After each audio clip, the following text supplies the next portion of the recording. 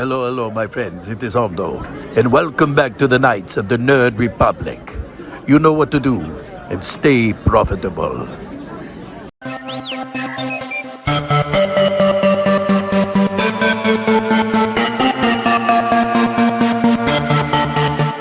The Nerd Academy podcast is released weekly at 12 p.m. Eastern Standard Time, available on our website at www.thenerdacademypodcast.com and wherever you listen to podcasts. You can find the Nerd Academy podcast on Facebook, Twitter, Instagram, and YouTube.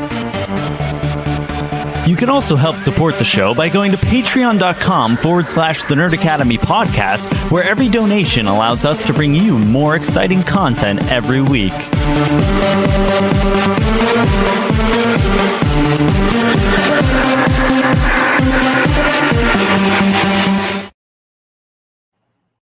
Hello there, and welcome back to Knights of the Nerd Republic, the show where your favorite nerds talk all things about the galaxy far, far away. I am your host, Jarod, the Dark Jedi Bachman Stubbs, and we have reached the end of the Acolyte Season 1, I hope.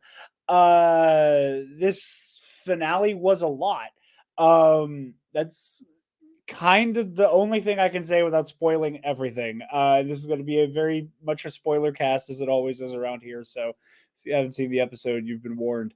And Darth Plagueis is probably in the thumbnail, so avoid it. But I'm very excited to talk about this episode, especially with the gentlemen who are joining me, and I am not going to keep them waiting in the wings any longer.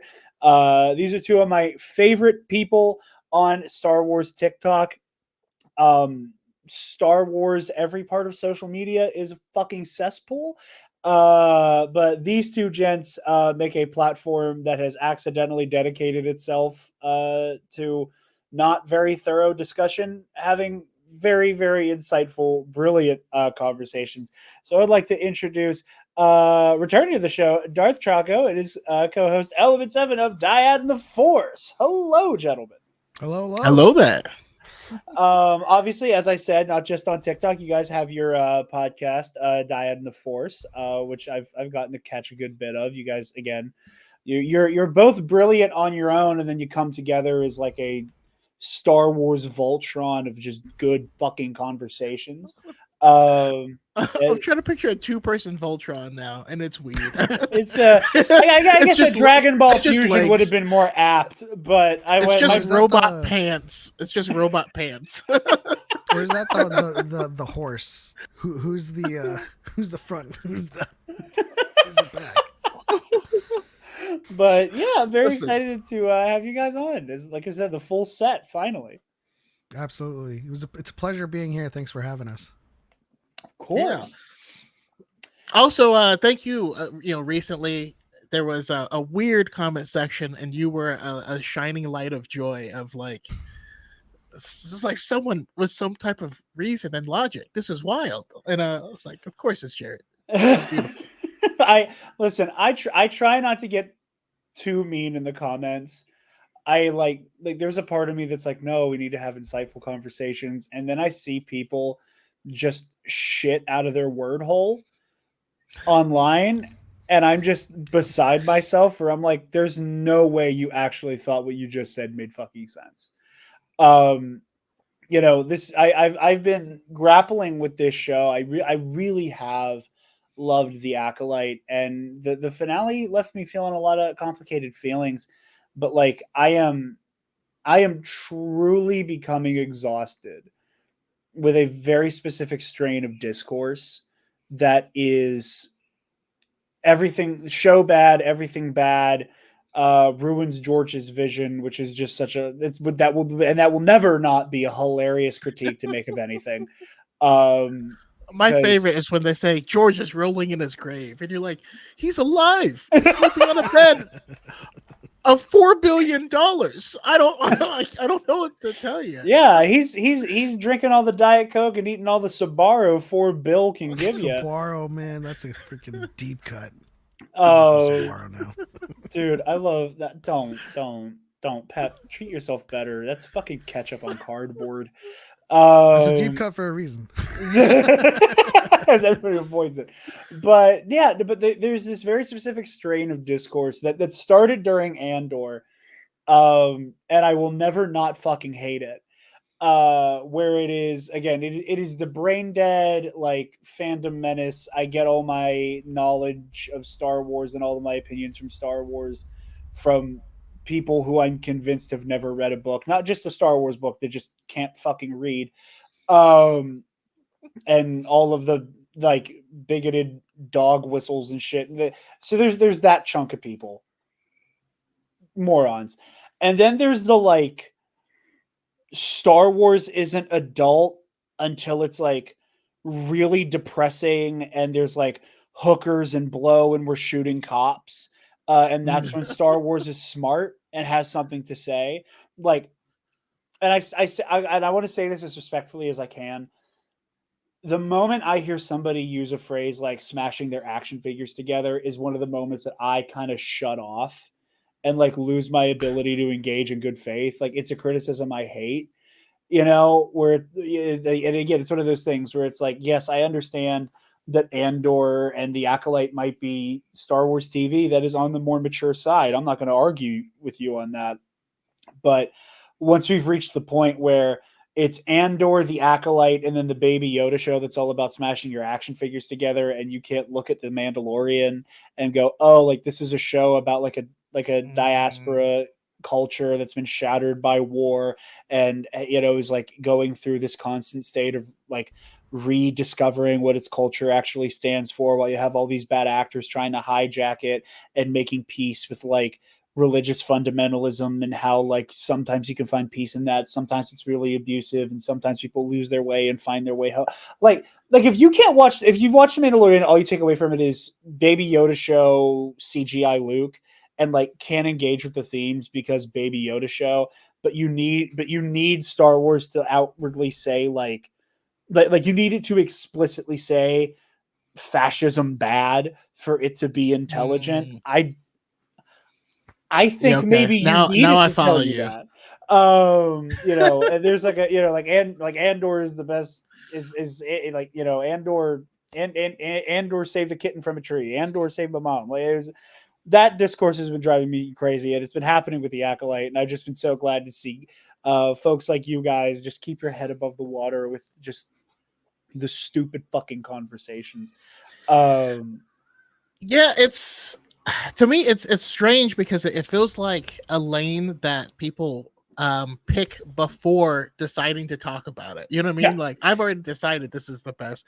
Therefore, how can I prove it? And you're like, no, I'm someone that was always taught of like question everything you believe. Question, you like this? Why do you like it? And then I yeah, ask myself, well, why do I like it? And then figure out what that is. And like, yeah, Baby Yoda is adorable, but um the first season of The Mandalorian is incredible for what it is, being Forrest Gump in space and a bunch of video game side quests, which is I think is a fantastic idea. Somehow he ends up tied to everyone, like Forrest Gump, just bumbling his way through, and he has no idea what's going on.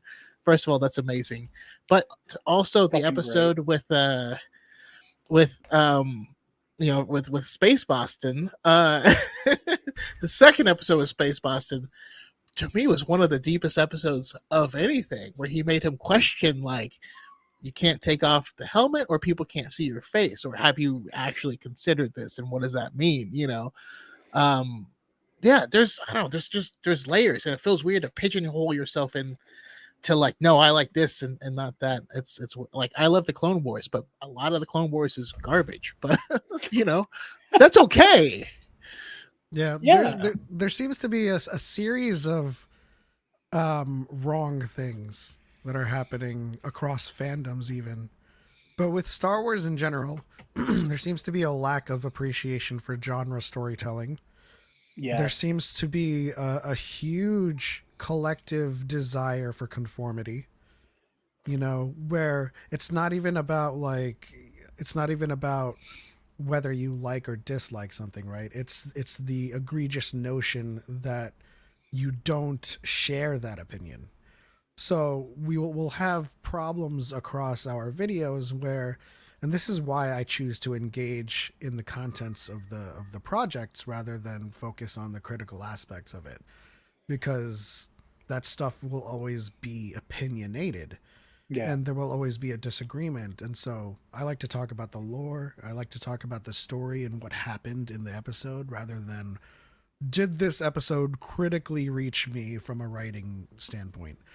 And so one thing that I've noticed across my years doing TikTok is that people are mad that you like something. They're mad that you dislike something.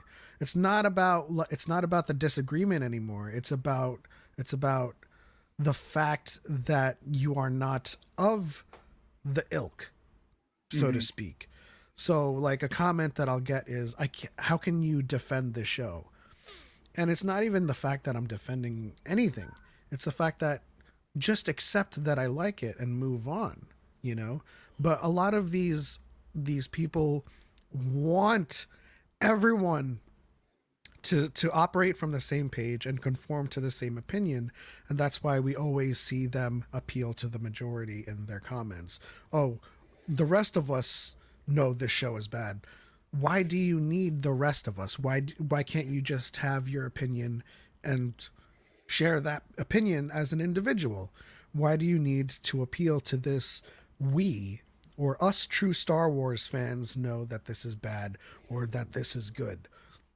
And so and then the problem escalates even further to genre storytelling, where if it's not the hero's journey or the good versus evil George Lucas formula of the saga movies, and there's some nuance in kind of portraying the gray areas of the good and the gray areas of the bad, that it is automatically bad, right? Oh, 100%.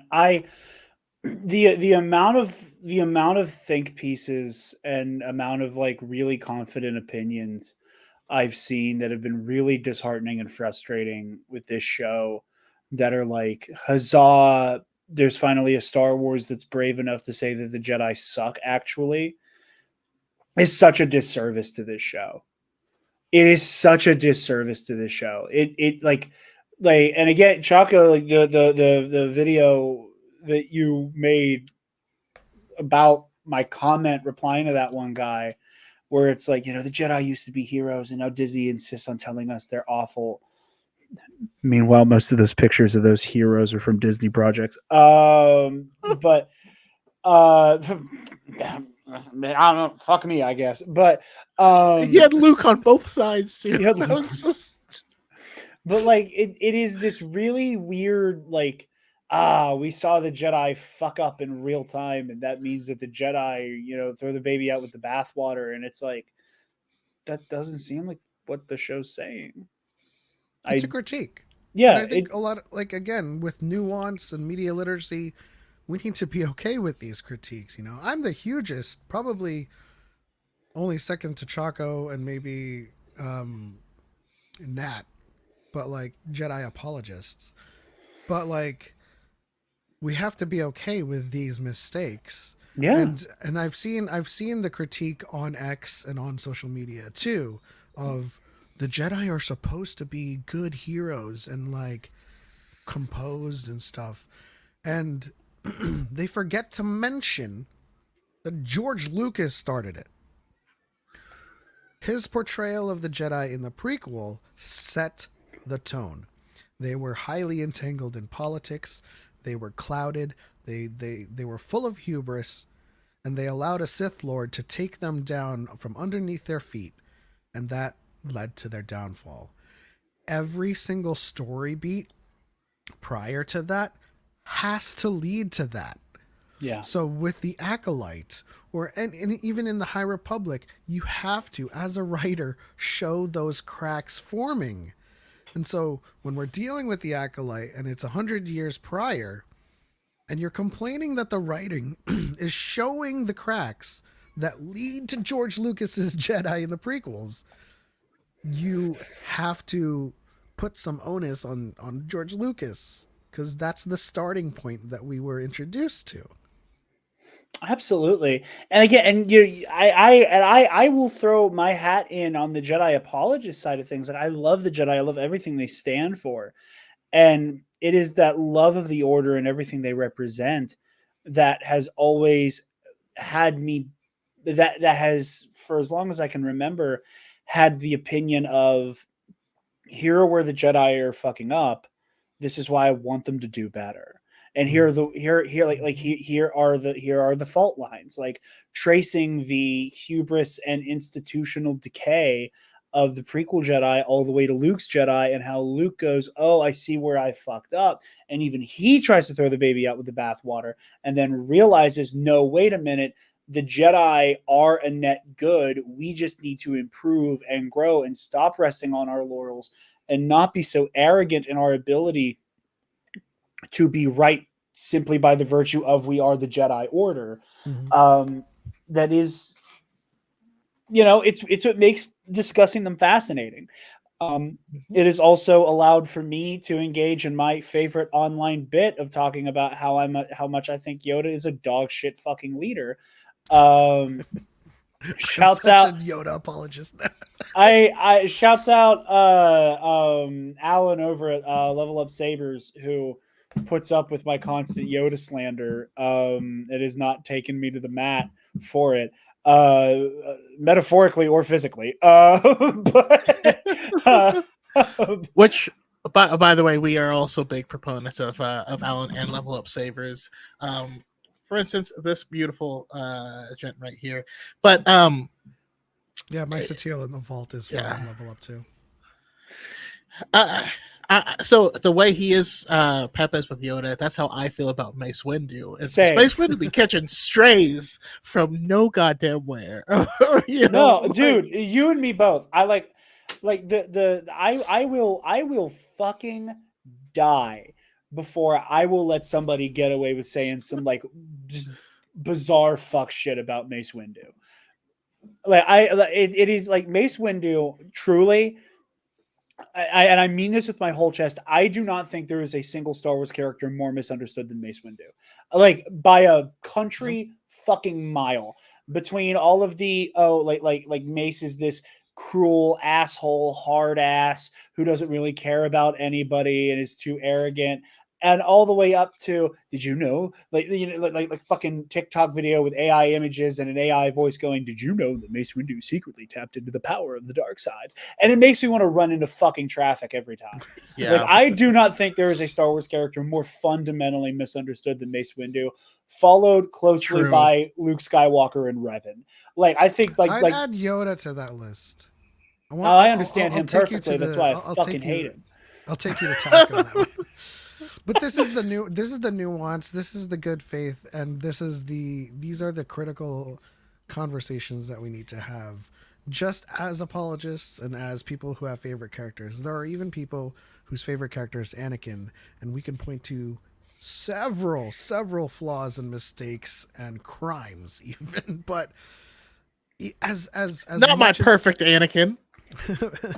But as much as as much as I love Yoda, I have to be able to admit to his mistakes and his faults. And while I disagree with your notion that he's a bad leader, I agree with the notion that during the time of their downfall, he was a bad leader, right? But we have to recognize he's been a Grand Master for 800 years. And they're just like when I do my Jedi apologism, like, they've been a solid foundation up until there are external forces that are seeking to undermine their foundations. This one is Sidious, right?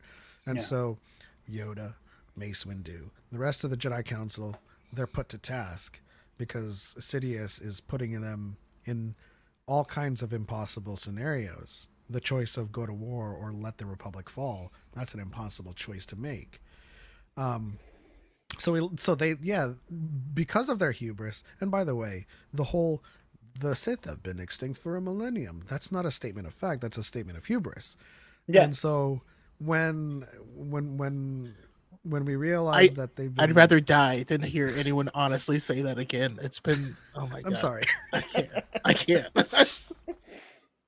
But yeah, they've operated for over 25,000 years, and in the last millennium, after the Bay Knight Sith, they were largely peaceful, and there were problems here and there, but there's got to be somebody that wants to shake things up and rock the boat in order for you to take on water, and that one is, of course, the Phantom Menace. Yeah, absolutely, absolutely. Um, that was a wonderful fucking conversation. And if I let us indulge in it for too long, this is no longer going to be a review of the season finale of The Acolyte. Because I had so many thoughts about everything that was just But said. purple means light side and dark side. Shut the fuck up. Oh my god. Guys, we hit this I clip almost punched early my this mic. week. We hit this clip early this week. Maybe I'll walk out of here tomorrow and you never see me again. That's really what I want to do. Oh, every time. Every fucking time.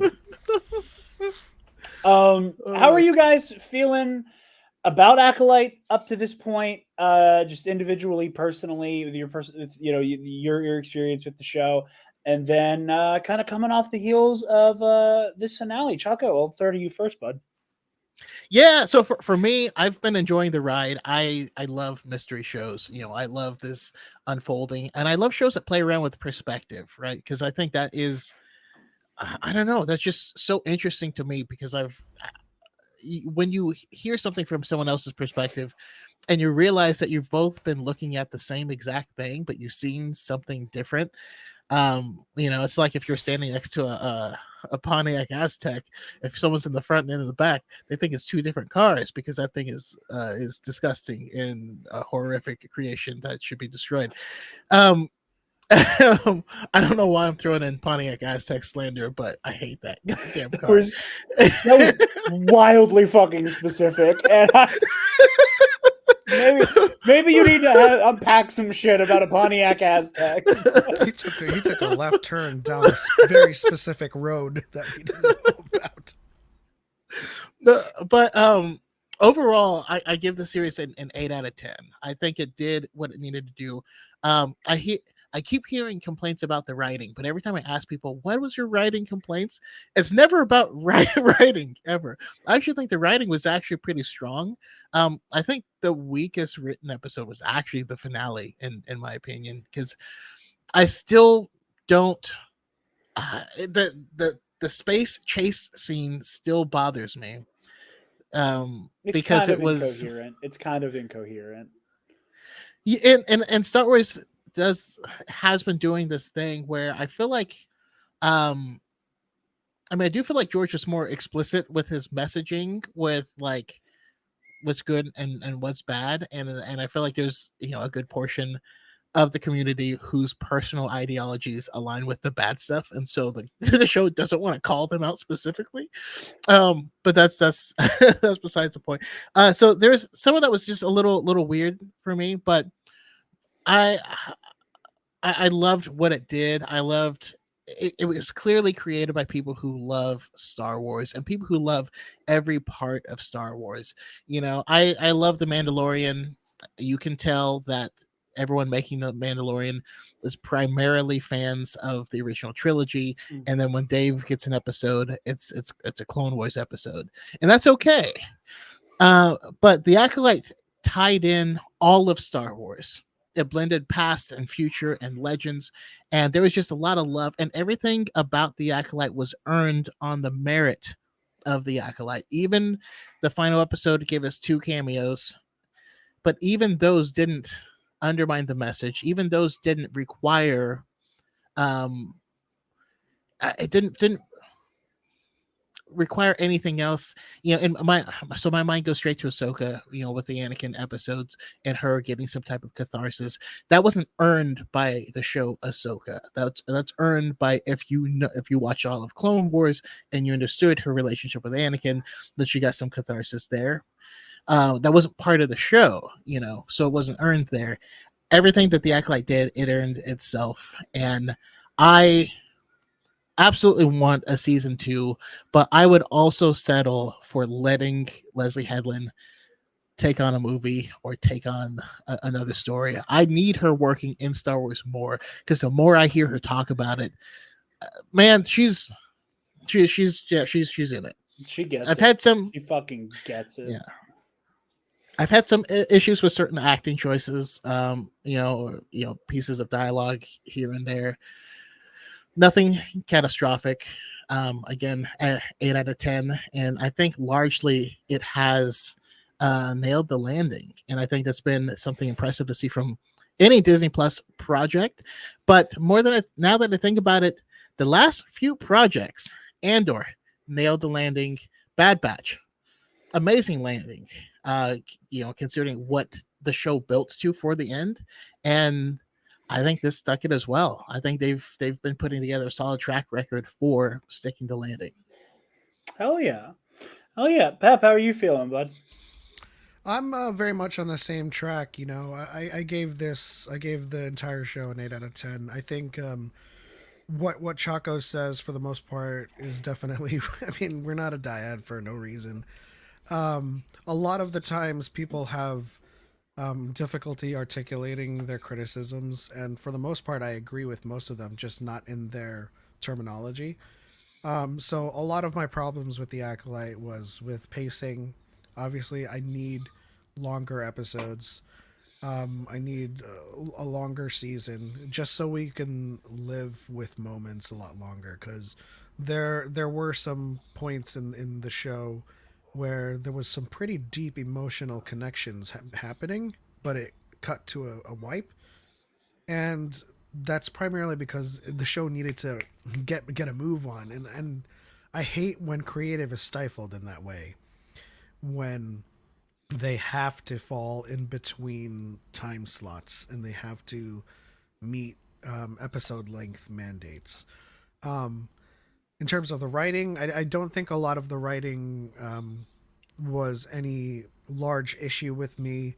I think when people talk about bad writing, they're more specifically talking about their disagreements with story decisions. There's a lot of decisions that I disagree with, but ultimately reconciled with. The finale certainly, definitely stuck the landing. I read a recent interview with Leslie Headland talking about the finale and saying that Plagueis was actually supposed to be the pin in the episode, but she decided against it because it would have undermined Osha and Mae's resolution with the story. And I thought that was a brilliant decision to put that beat early on in the episode so that like people didn't leave the episode saying, "Oh, Plagueis, but it was just Plagueis. it was just Plagueis the whole time," right? I absolutely agree with that. Overall, the show did what it needed to do, and I vibe tremendously with the story that it told. Again, when we articulate that we disagree with story decisions, that's a personal thing, but it's not something that I critically put on the show, because we all have story ideas that we want to happen and to come true, but we can't let our expectation of that thing happening and it not happening affect our critical judgment of the show. But I think it did an amazing job. I absolutely enjoyed the week to week dissection and speculation and theory crafting, and it's something that has been largely lost on the Star Wars fandom for several years now.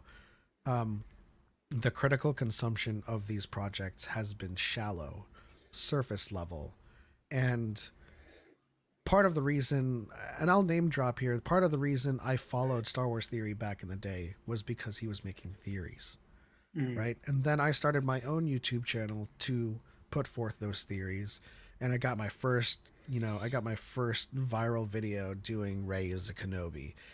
And then like from then on, including the Acolyte, as we discussed the Acolyte, a lot of like the engagement has been shallow, and I've been getting a lot of feedback and a lot of retention with the way that I engage with with these projects now, because people have been missing that.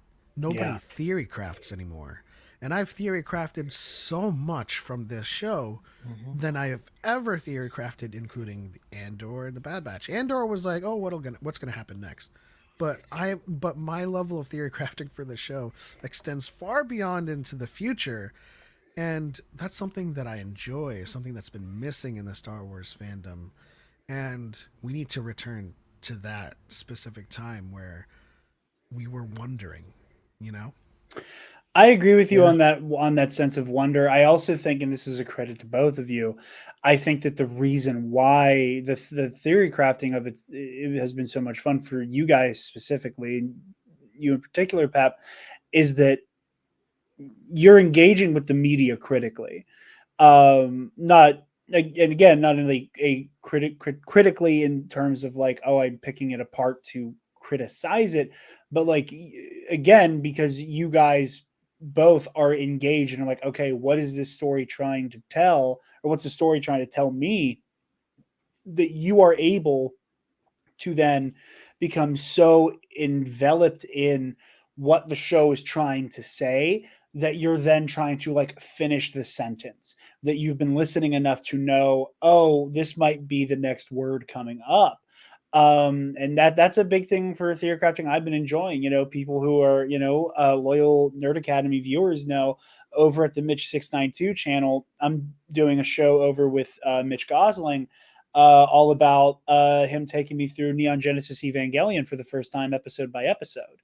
And so much of, and again, a big part of the fun has been, can I figure out what's happening before the show is over? Can I beat the show to the punch for whenever they explain everything, if that even happens? I don't know.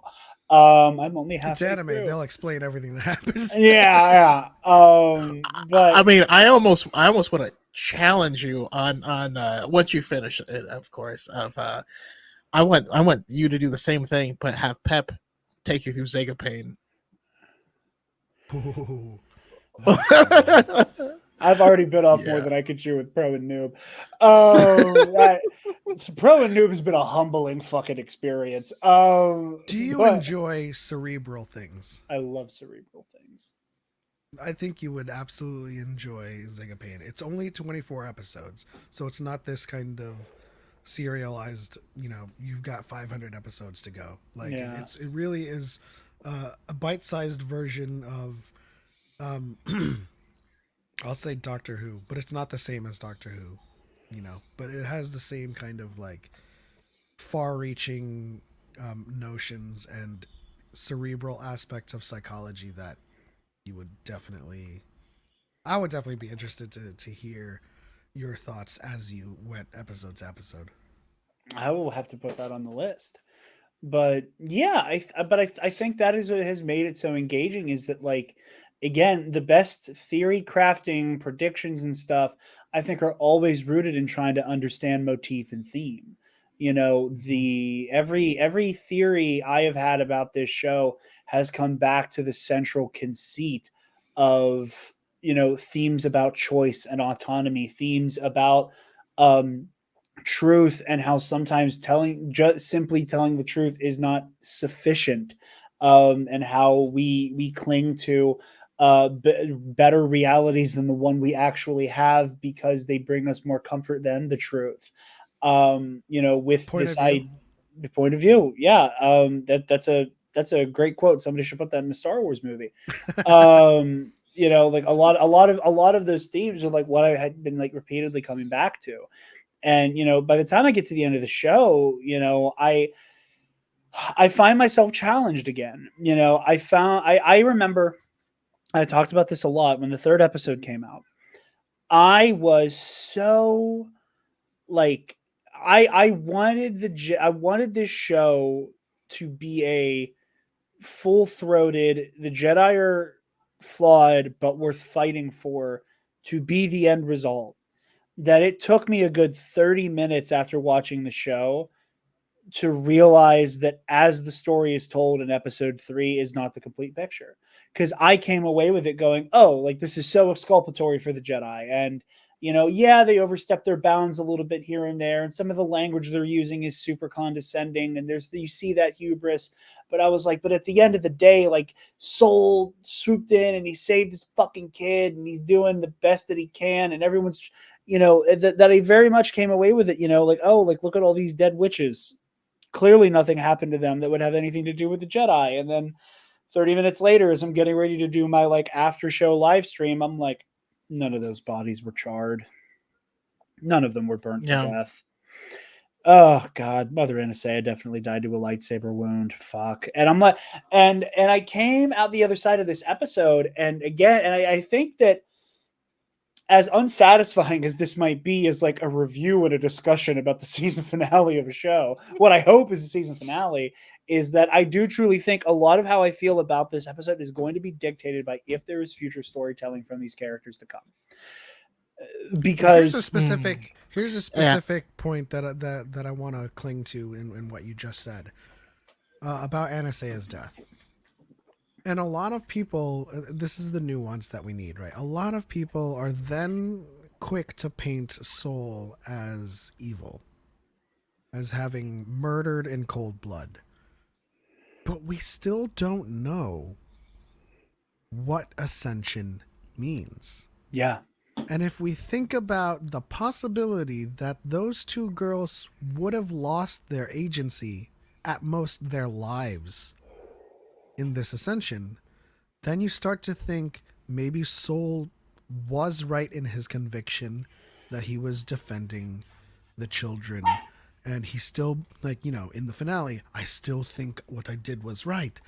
Like, so yeah, we can accept what happened on a surface level, but think about all of the things we still don't know.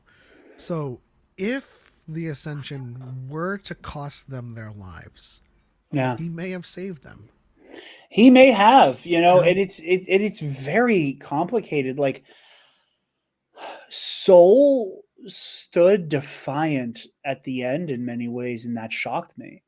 You know, that like at the end of the day, it was my failing was not saving you both. It was not my failing was in being kind of trigger happy with my lightsaber. It was not my failing was being so Jedi pilled, you know, and it was something that I've talked a lot about with the penultimate episode choice, that Soul is very myopic in that episode. Soul is very focused on what the Jedi mean and his role in it, and the self-evident rightness of the Jedi, and how he is an avatar of that. And that is fucking complicated to grapple with, because again, and it's You never considered the possibility that he could be biased in any sort of way. yeah. And that's, yeah, if you can't consider that, then you probably shouldn't be making decisions in general. No, of course not. Like Soul in the flashbacks, and again, like it's the tragedy that his life is cut short when it is, that we never really get to hear like him fully explain it from his own perspective out loud to Osha and Mae. But like, at least in choice, Soul is kind of a walking embodiment of what Luke says in The Last Jedi. That whole idea of if the Jedi die, the light dies is vanity. Do you see that? Like, I think Soul is very much coming from a place of the Jedi and the light side are one and the same, and not just one of many practices with which to observe the Force. And when we find him here at the end, that again, that defiance of what I did was right, where I fucked up was not saving you both.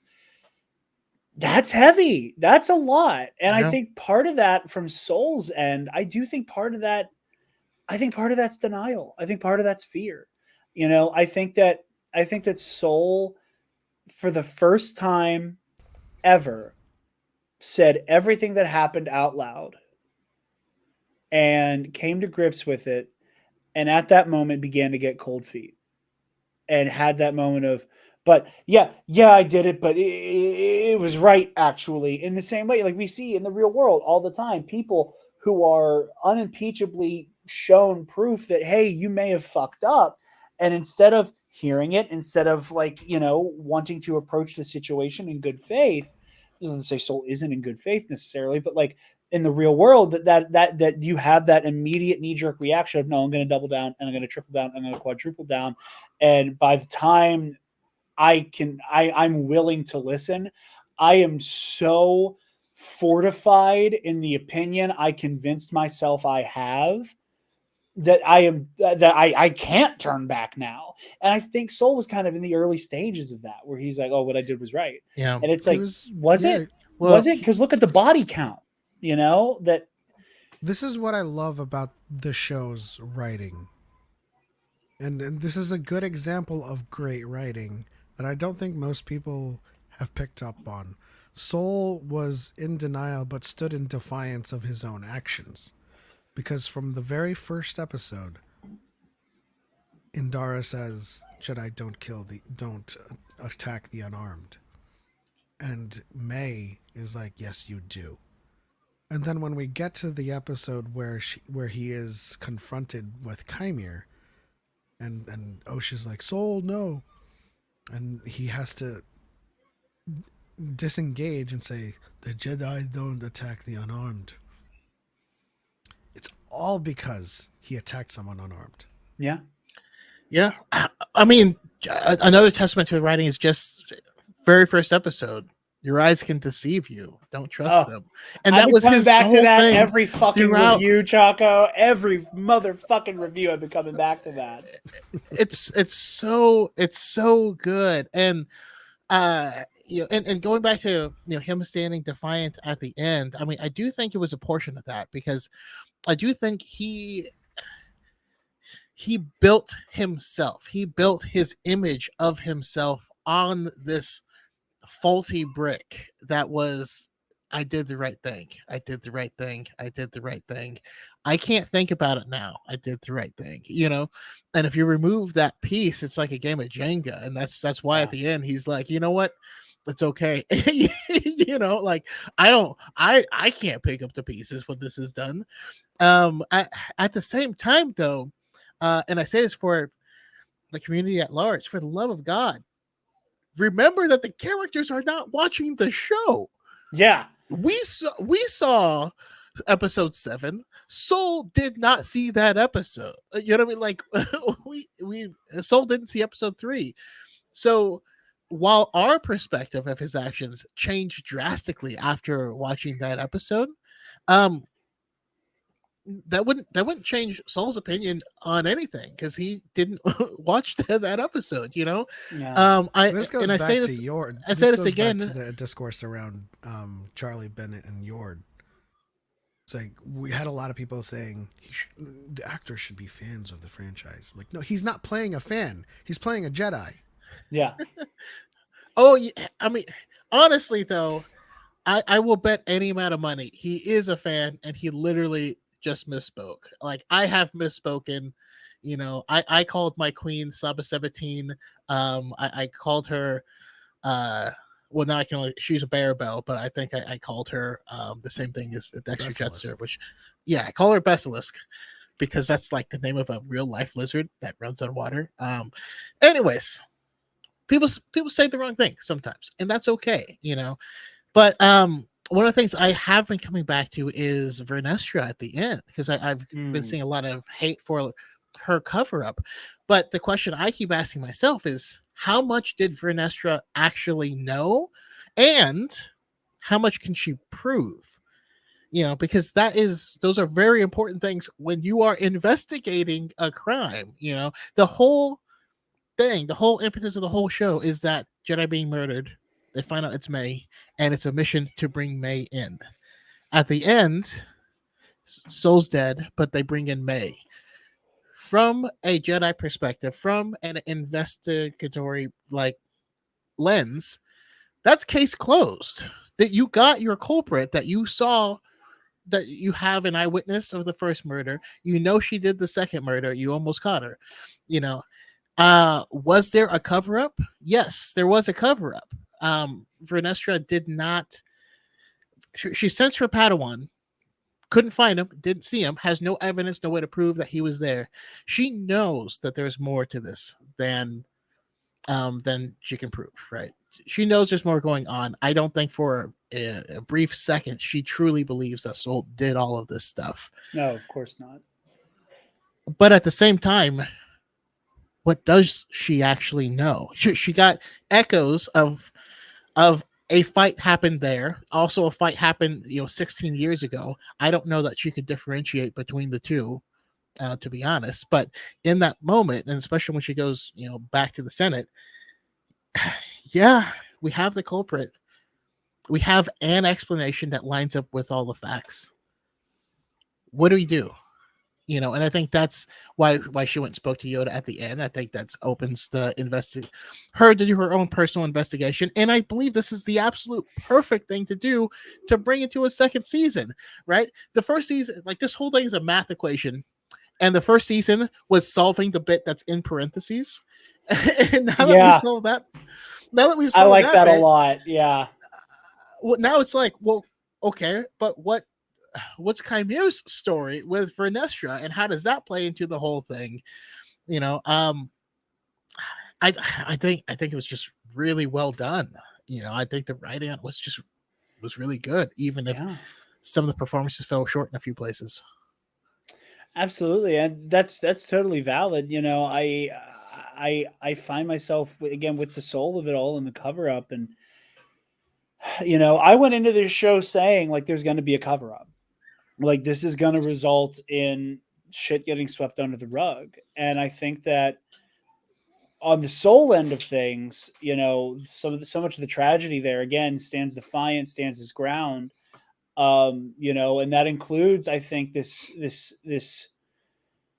I don't want to say victim complex because that's not right, but there is like a mild martyrdom with Soul that like his immediate impulse is that he wants to seek absolution from the Jedi Council immediately. Immediately, he's like, I need to tell them everything that happened.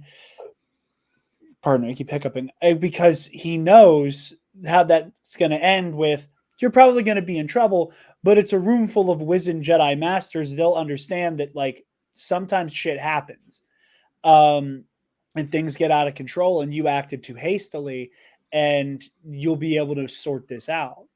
And I do think there's an element of I want absolution, and I think at the end here, when Soul hits that, it's okay. A moment that is going to haunt me for the rest of my time as a Star Wars fan, like where he goes, like this situation got too big for anybody to keep under control. And so much of that tying in with the choices Vernestra makes, this whole situation got to the point it did because Soul passed up every opportunity to tell the truth. Every single opportunity to tell the truth over the last 16 years, he punted on. And then when he decided, now's the time in the heat of battle, I just watched a bunch of my comrades get slaughtered by a Sith. Now's the time, stun blast. Now's the time, electrocuted. That you had 16 years. You had 16 years. And now that Osha has had to learn in a way that never should have been allowed to happen in the first place, she's not willing to listen. She's not willing to hear your side of the story. She is not willing to entertain what you did and didn't do and why you did or didn't think what was right and what was wrong.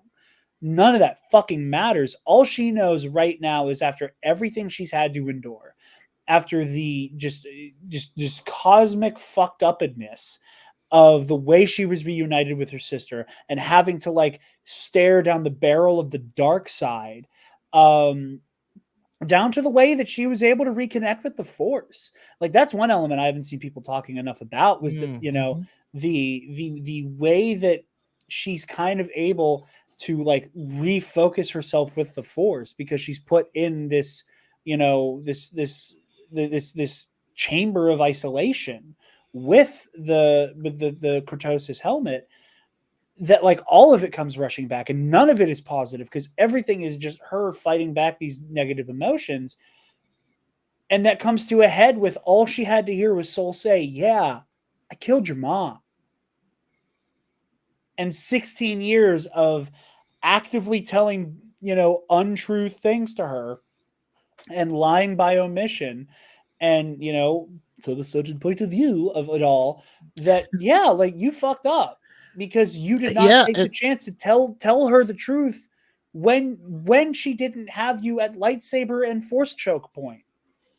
And just like I said, and just like I was saying with Soul having built himself up under this on this faulty brick of I made the right choice. Uh, that's the only thing Osha had was this. My sister was ruined everything, and I'm not good enough because of what she did. Her Yeah. her everything. She Moments. hated her sister because of that and because of her memory and the fact that she was there standing in the very place where it was the last place she saw her sister for lighting something on fire and then a fire burned down.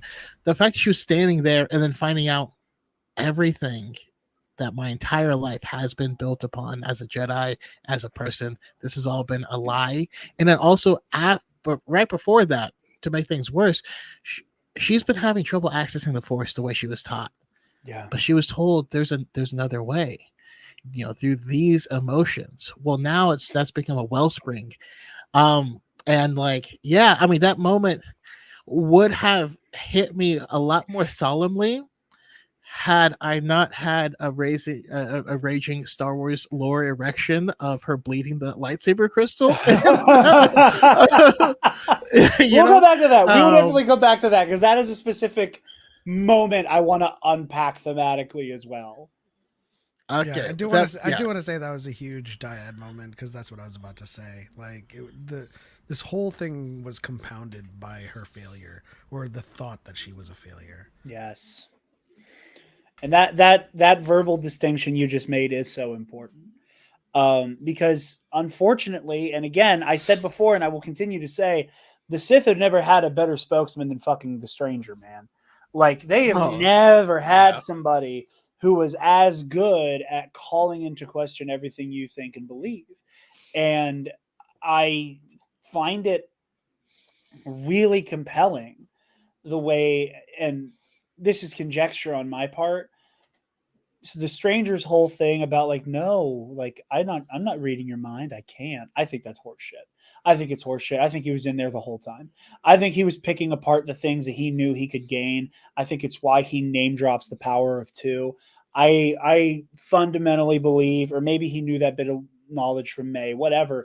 But like I think the way he's speaking to her is so deliberate because he is saying the things he knows he has to say. And again, part of that could be from what he learned from May. But like I just truly think that, like, again, to put a bow on that, as I'm starting to ramble, it is the lie of the Sith.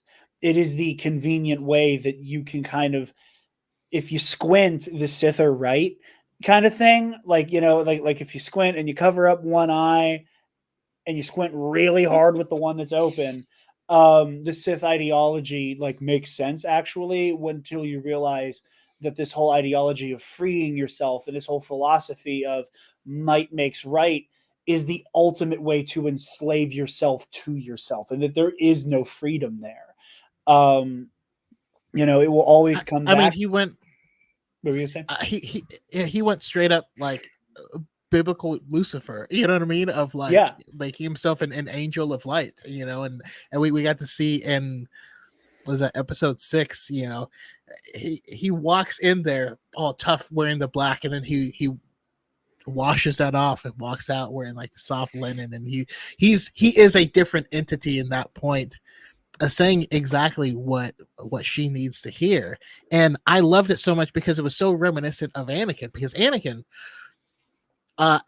was not going to respond to a hot Filipino man. You know what I mean? Like he was responding to a father figure who was leading him to greater power.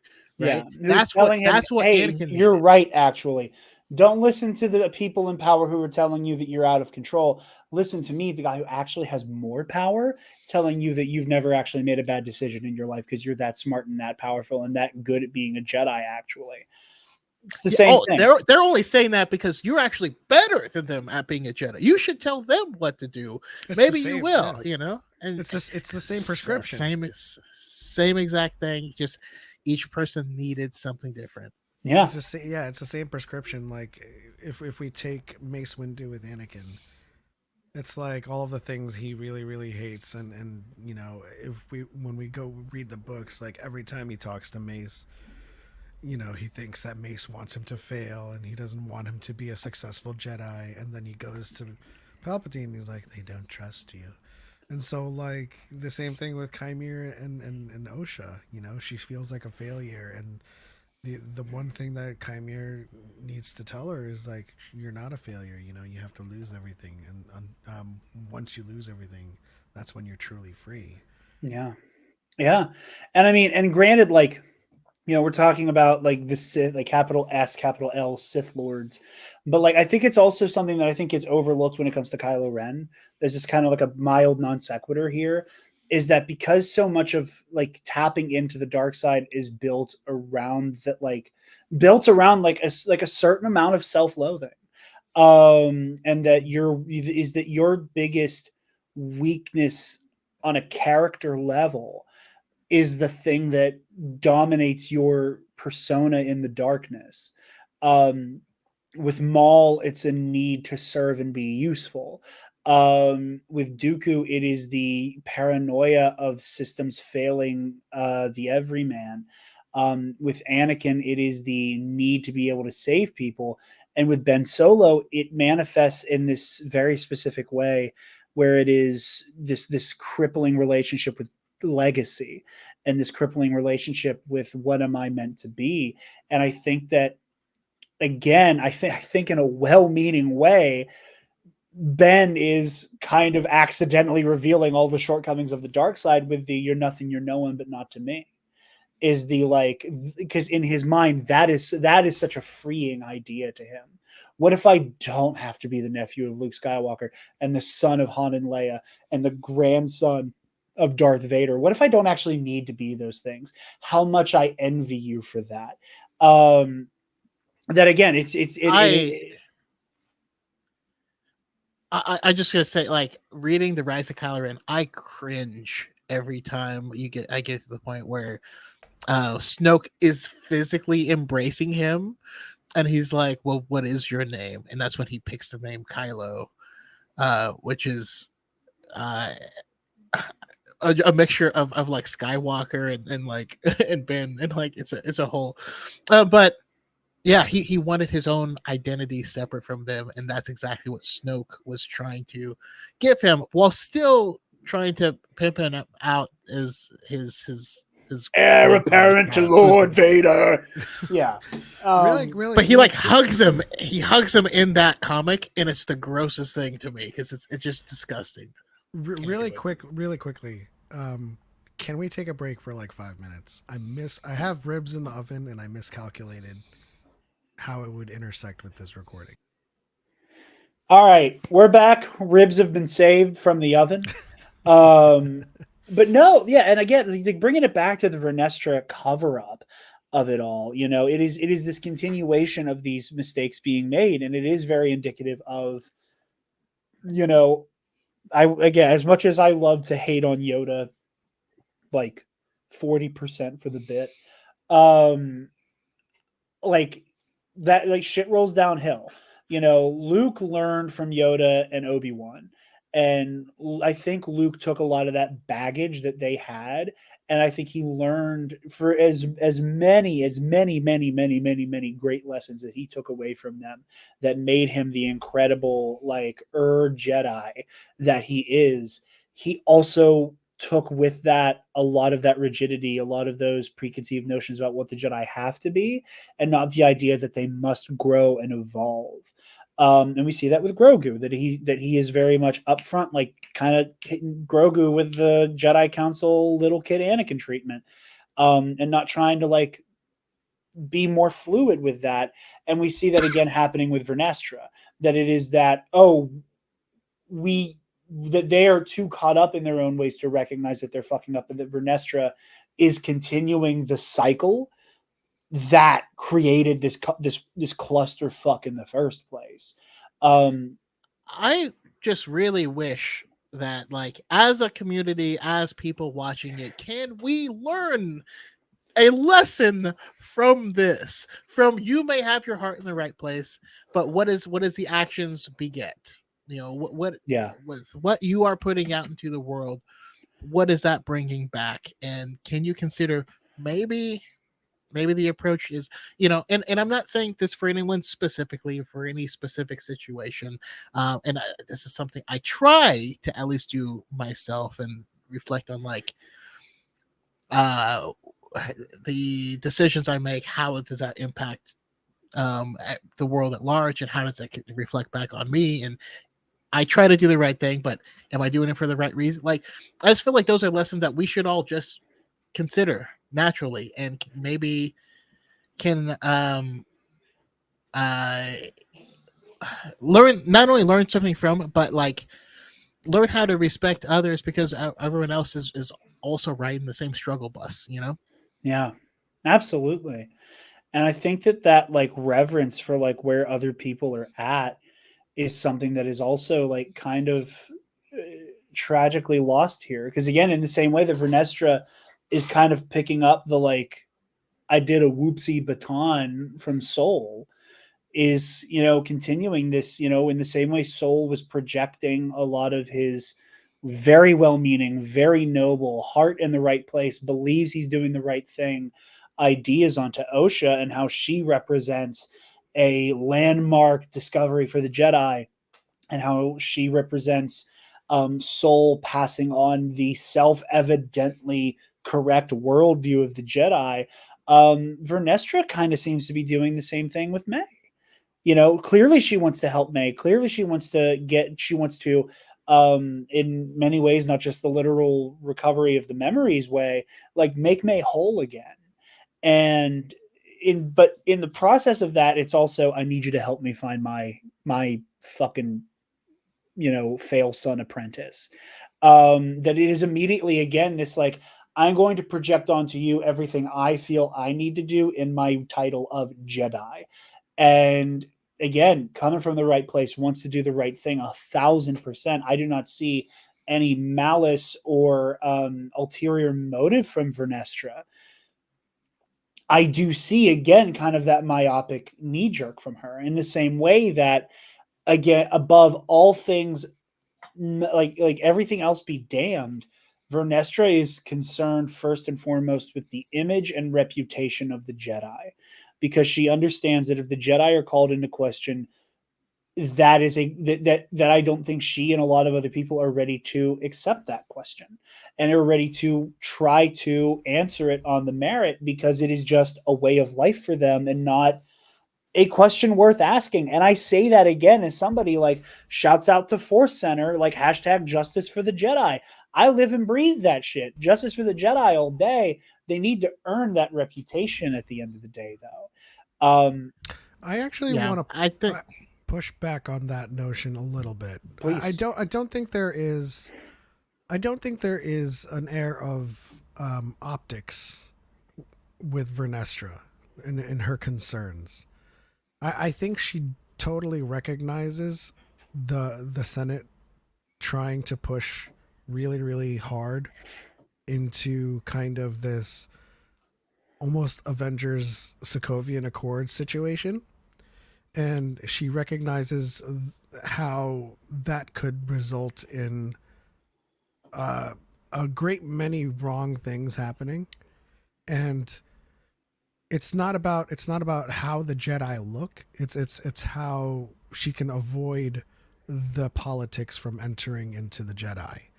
And I think this is one of the story decisions that I disagreed with. I thought that the senator should have been introduced earlier.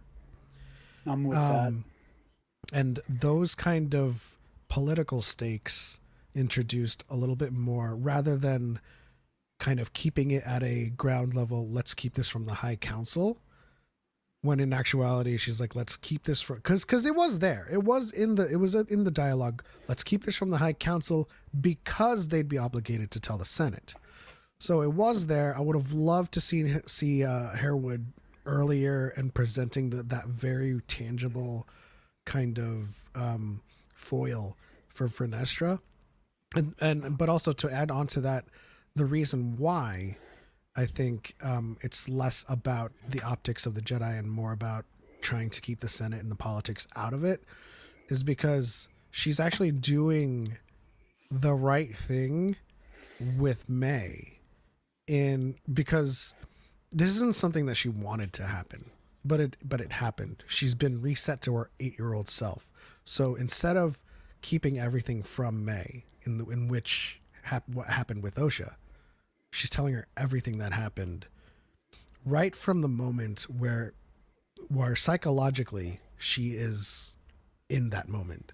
She's 8 years old again. Someone killed her mother, and Vernestra is revealing this all. She was killed by a Jedi.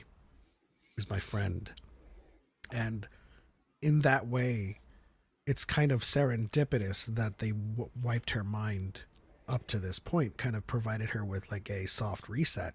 I agree with that a lot. And so Vernestra is able to right the wrongs of the 4 Jedi on Brendok, giving her the whole truth from the moment she is psychologically an 8-year-old. Like, I don't know what happened except they killed my mother and they invaded us. And then Vernestra's like kind of putting everything out there, basically, in combination with the need for May to look for Chimere. That's just kind of like a coincidence. And I don't think she's knowingly trying to use May or take advantage of May. I think and that I also want to yeah. So you're gonna say about sorry, I want to piggyback on it because he largely said what I was going to say, because obviously we're a dyad. But in addition to all that, for one, the unjust thing would be to lock May up forever because she murdered Jedi. This person with the mind of an 8-year-old, when while not justified, certain things were understandable. But I also want to quote, both of our good friend Master Allen, when it comes to the Jedi and their overall role, where they are firefighters in a universe where the arsonist is allowed to run freely and they just have to keep putting out the fires. There's not my thing with the Jedi is that there's not truly a right answer, and of course, yeah. they're forced to play all this defense in all of these weird ways of like, if the Senate actually gets involved in the Jedi Council's decisions and can now tell them which fires they are allowed to put out, that's worse for the galaxy. That is a net negative, no matter what. So like, I have to agree with her with being like, if we don't do this, then things get worse for the galaxy overall. So they're on the ship, and it's it's like the invisible hand. We're still flying half a ship. They're just trying to live to fight another day, essentially, in a weird system where, I mean, the Jedi's role is similar to being a triage nurse. They didn't fire the shot that injured anyone. They can't truly keep that person from dying. They can't do surgery right then and there. They can keep them alive. They can make them more comfortable. They can triage these issues, these galactic issues that the Senate is responsible for. And with a little bit of effort at the right time, they can solve. But with no effort whatsoever, the Jedi have to do a lot of effort to just barely put a band-aid over things to keep them going. And I don't know. I get it. It makes a lot of her decisions make sense to me, even if I morally disagree with them on a person level. But the Jedi are always in a struggle for balance between either seeing the trees for themselves or seeing the forest. That's very true, and I do want to clarify a couple things on my end, because I do agree with both of you guys for the most part. I think for me, again, a big thing for me is that I do not see any malice. I do not see like this is something I can exploit to take care of the chimere of it all. I think that in a less active way, Vernestra is continuing the projection of the you represent everything I can kind of unfuck. And that it is, and I think that's an important theme, is that both of these women have whether they wanted to be or not, whether the people doing it to them wanted to or not, have been less individuals and more like driving forces behind the people who want to see certain machinations brought to fruition. And that's a complicated place to be in, to be like a foot soldier for somebody who has a lot of grand ideas. um, with regards to the relationship with the Senate of it all. And as a disclaimer, I'm Team Iron Man. So that might illuminate the difference of opinion here with the very apt Sokovia Accord comparison. Um, but I do think that on some level there is that there is this like I've always found the relationship between the Galactic Senate and the Jedi Order to be deeply fascinating because, on one hand, I do think the Jedi should be beholden to the Senate on some level. I do think that they should. I do like the idea that they do kind of check and balance each other, and the way that the Senate relies on the Jedi to kind of be a moral compass. I think the Senate need to remind the Jedi that with the level of institutional power you would have with or without us unto yourselves, mixed with the external power you can use to influence the galaxy at large, we need to be able to chin check each other. And I think that, again, part of the hubris of the order is this idea that they can kind of have their cake and eat it too, that they can stand as the vanguard for the Galactic Republic while not having to accept and engage with the body politic. I think the issue the Jedi run into, and I think the political hangups they find themselves that help annihilate them by the end of the Clone War, is the is this very weird. Like I think it's a matter of like a hyper integration, and this weird relationship where the everyday goings on of the Galactic Republic have now somehow weaseled their way into the Jedi Order. Shit like in the Living Force, which Chaco and I were briefly talking about during our ribs break. That like I don't think Yoda and Adigalia need to be in the room for like allocation meetings, aside for the ways that directly impact the order, and they for damn sure shouldn't have to be even remotely asked about fucking brand deals to wear boots, thing that actually happens. It's a fantastic book for It's a anyone who's phenomenal listening. book. It is a Also, phenomenal book. Ayario Poof is the goat. 1,000%. Children, stand So in front as of me. as it pertains to what you've been talking about, I have 2 points. Okay. Do you think that the Jedi, for the most part, through their inception, through the 100-Year Darkness, through all of the wars, all the way to the prequels, do you think, as a concept, that was their proof? And do you think that the Republic, by virtue of them wanting to expand, wanting to acquiesce more power through the galaxy, and then by virtue of that, trying to bring the Jedi to heel, is sort of like a catch-22 or something that it's a lose-lose situation. So the proof of concept is that the Jedi have actually been able to, throughout the years, manage their own vanguard without the body politic.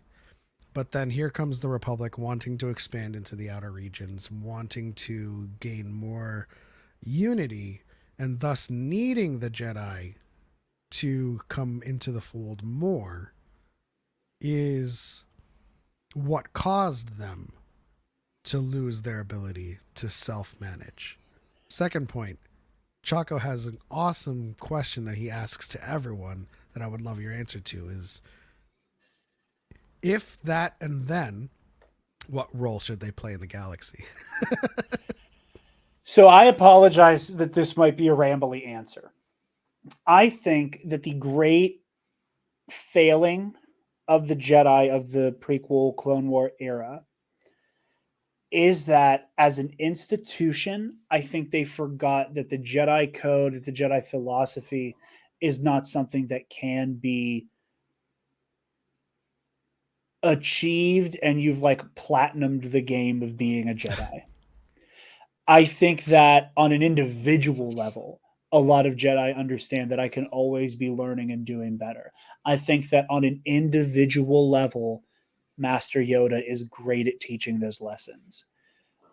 I think on an institutional level, I think that there reached a point where the Jedi, yes, went, we became a thing, we became huge, we accidentally gave birth to the Sith, but we fought them and we beat them and we protected the galaxy from them and people like them for a long time.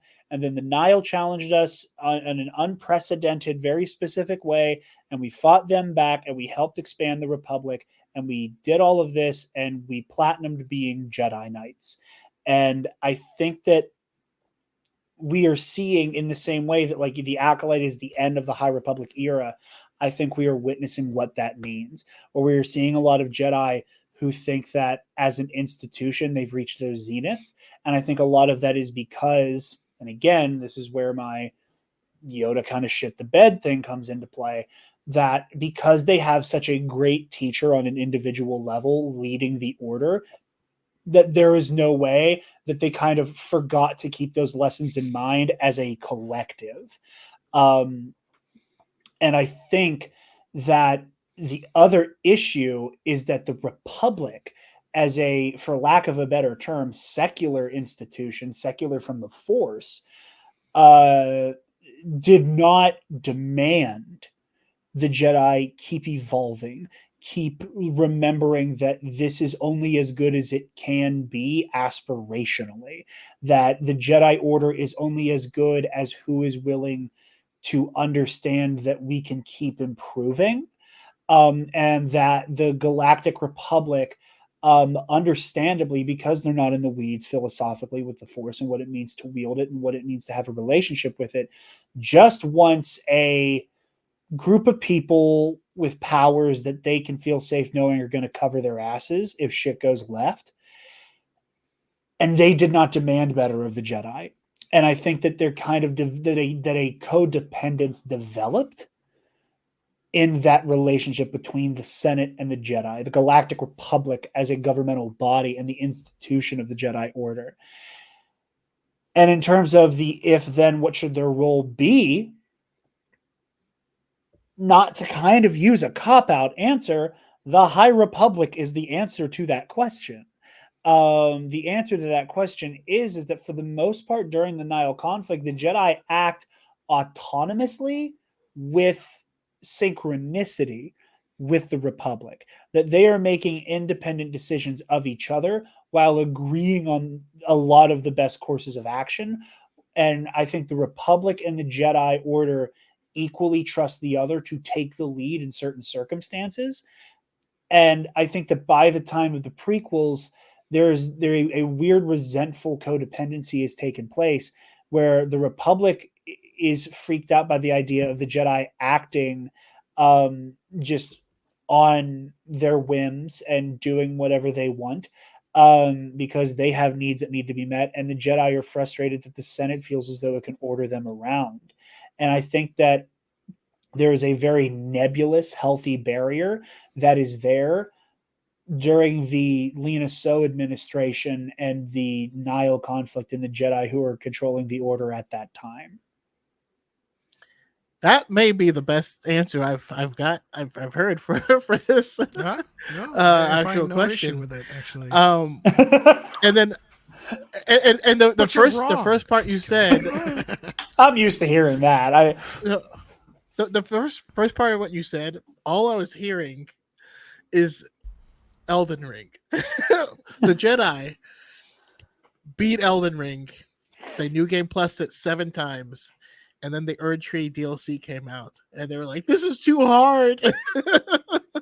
And that's the prequel era. That's just how my mind reconciled it. But no, overall, I like it. I'm for it. Thank you. I'm glad And I I was actually able to agree. pull that out of my ass. And I actually agree, and I kind of want this kind of to extend beyond to Rey's new Jedi Order. 100%. I know I know that's going to be another rabbit hole, but just to kind of like touch the surface of the water there just a bit, like I really hope that the Jedi as a concept remains such, where there is no ivory tower, there's no centralized council, but rather the Jedi move forward in pockets of communities where they are in touch with the people they're protecting, right? For the most part, the large criticism I have with the Jedi is that they've lost that relationship with the people, and it's explored in the Living Force as well. I think, you know, centralizing power on Coruscant was a massive issue. Yeah. I think forming a council while on the surface sounds like a great choice, where, you know, it's kind of democratic but not a false democracy, for example. Yeah. I think that's, you know, I hate to kind of lean on cultural differences, but we take for example the police force in Japan. There's a larger body like the NSA and the CIA, obviously, but for the most part, the police force is in their precincts, and they have outposts within communities where the police serve that community. And it's not this larger, whatever problems this community has, it goes to the larger precinct, and then they have to expend resources on domestic issues, right? There's a larger cast net for the police force to deal with, and the inspectors, they deal with the murders and the larger issues, and there's community policing. Not like there's community members, but there's smaller outposts. So I think in that regard, what I would love for like the new Jedi Order to kind of come to grips with is their ability to let go of the reins and build or establish outposts to specifically serve the needs of the people on that planet. So if we revert back to like the High Republic, for example, how the Alfrona outpost was able to deal with the issue on Alfrona very, very quickly, because they had people stationed there and that was their responsibility. As soon as they brought people back to Coruscant and enacted Guardian protocols, it was like there was no more kind of intimate communication with. It's like the Patriot the Act. planets. You can't put the genie back in the bottle, you know? Yeah. Like we fundamentally changed the status quo forever. So it sounds like we're talking about like Jedi air marshals. Yeah. like you don't do something because there might be a Jedi nearby, and that's largely the premise of the Living Force. Of like, if the Jedi close up shop on a planet, well then bad people are like, well, the Jedi aren't here, so they move into the planet, and then all the legitimate businesses who can leave the planet, and then the planet becomes a cesspool. And is it because of the Jedi? No, it's not because of them, but like, you know, there's literal limits that they're working with. They need So to they need franchise Jedi outposts. Like there's Force users, and they're like, listen, I can be a Jedi, you know, make their pitch, and then they're like, okay, you get to manage this outpost on this backwater planet. We need Jedi baristas. Like, Yes. for however many Starbucks there are, those are Yes. Jedis now. All I can hear in my head, because you said air marshals, is Get off my Yariel. plane. No, so much dumber than that.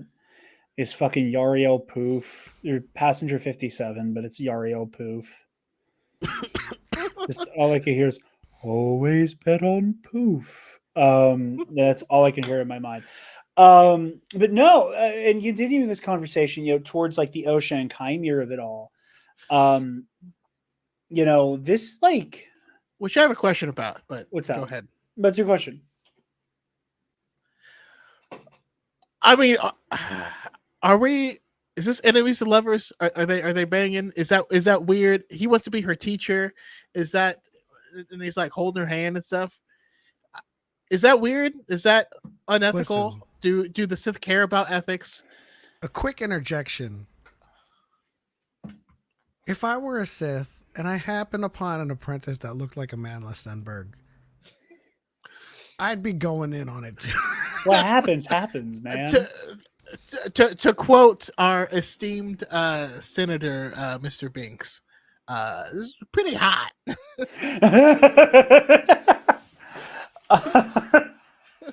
What a great George R. Poole. No, I think that.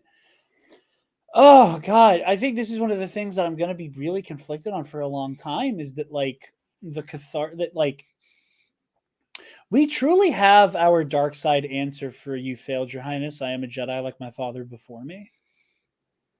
Like so much of Osha's turn is rooted in Soul accidentally creating the facsimile of the Sith being right. And I just want to make one thing clear: the whole Dark Jedi, Jared's a fucking edgelord, Darth Crate Glazer extraordinaire. I will take all of those accusations on the chin.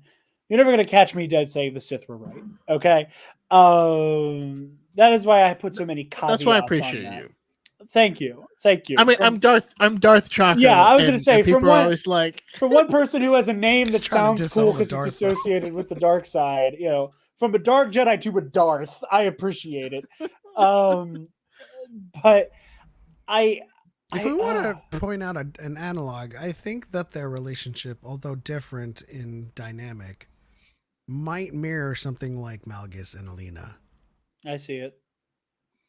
I think eventually, it doesn't end up well for Elena. I know, but like Chimera might be like, dang. But then like later on, it's like, you are weakness. Oh. No, I'm going to call it. You're absolutely right. Just the other way around. Maybe. She's Malgus in the situation. I think that there is something so tragic about feeling like this person who feels like an absolute affront to everything you believe in, accidentally proving themselves right, is heartbreaking. And I think that there is so much weight. I constantly talk about how the lightsaber is such a uniquely powerful, in terms of symbolism, weapon in all of fiction, and everything that you can do and represent with a lightsaber. That again, it's why I'm coming back to the Luke of it all, of throwing the lightsaber away, standing defiantly in the face of death. That we get the inverse here of, I will not cast aside this weapon. I'm going to hold it in this death grip.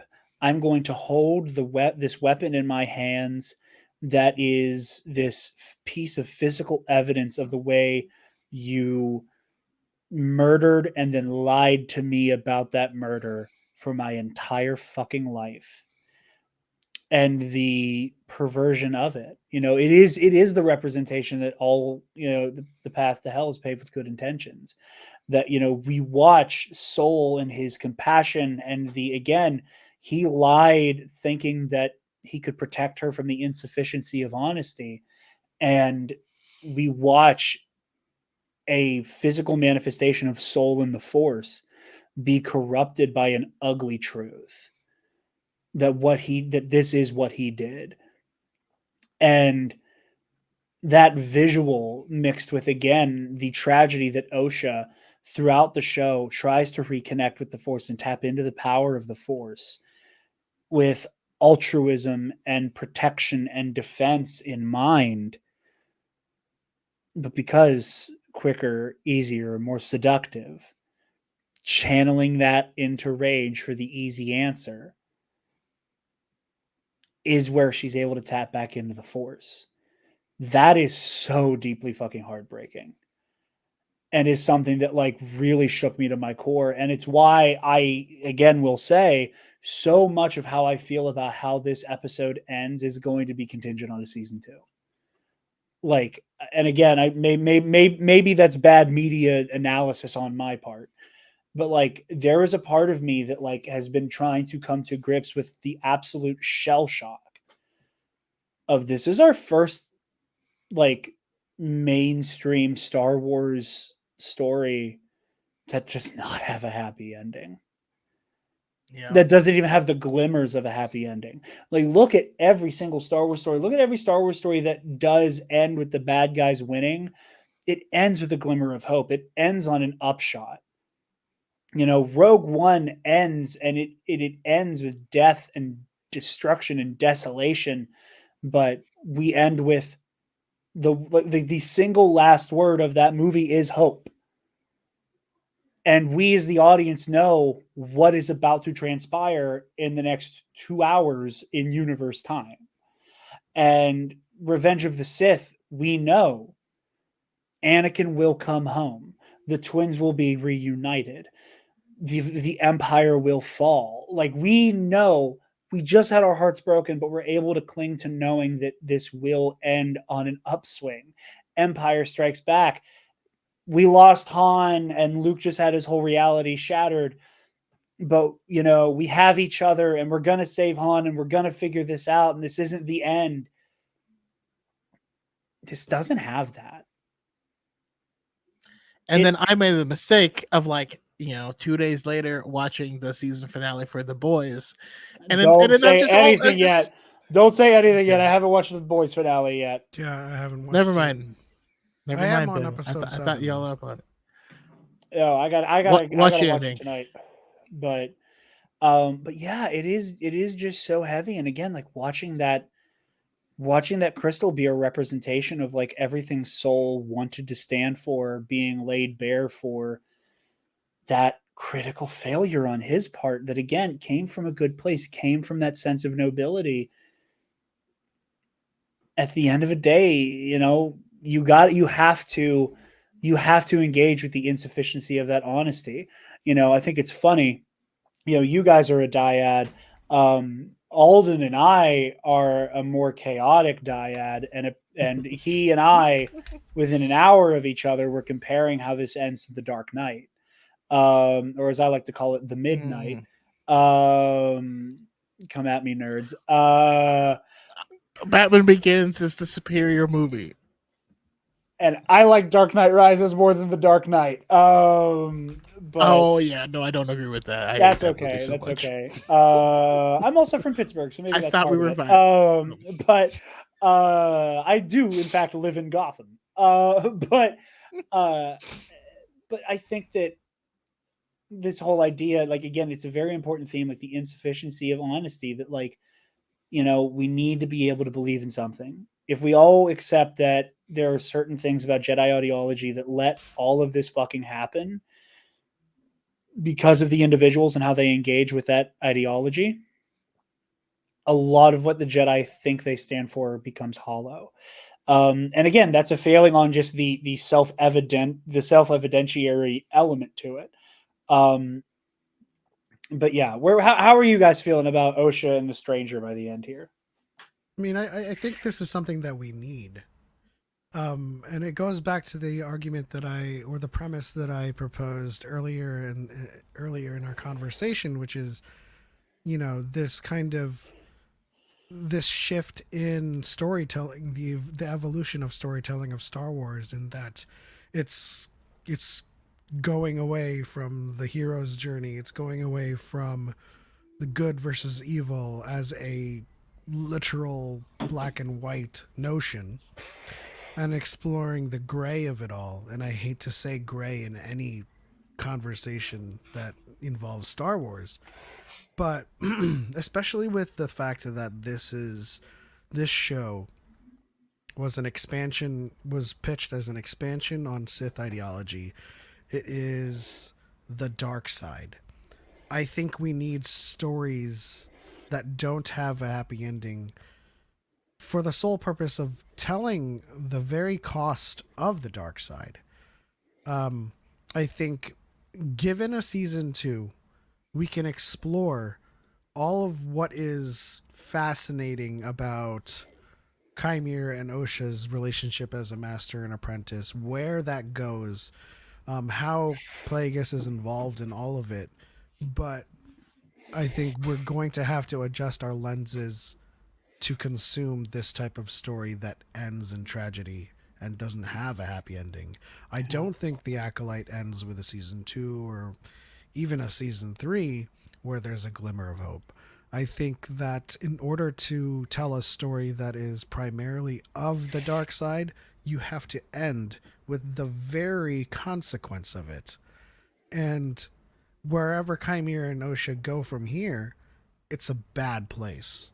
Yes. If there is no, if there's no light at the end of the tunnel. We can see some glimmer of hope in May, having been provided that soft reset and that kind of swapping of the colors in their outfits. Like, oh, May might be light side in her future. But if this is to be a story of the dark side, we're going to see all of Plagueis's experiments. We're going to see Chimera and Osha exploring anger, hatred, and all of these darker emotions. And it's going to end tragically because there is no end game with the dark side. I mean, I have to 100% agree with that, especially because we've already seen it.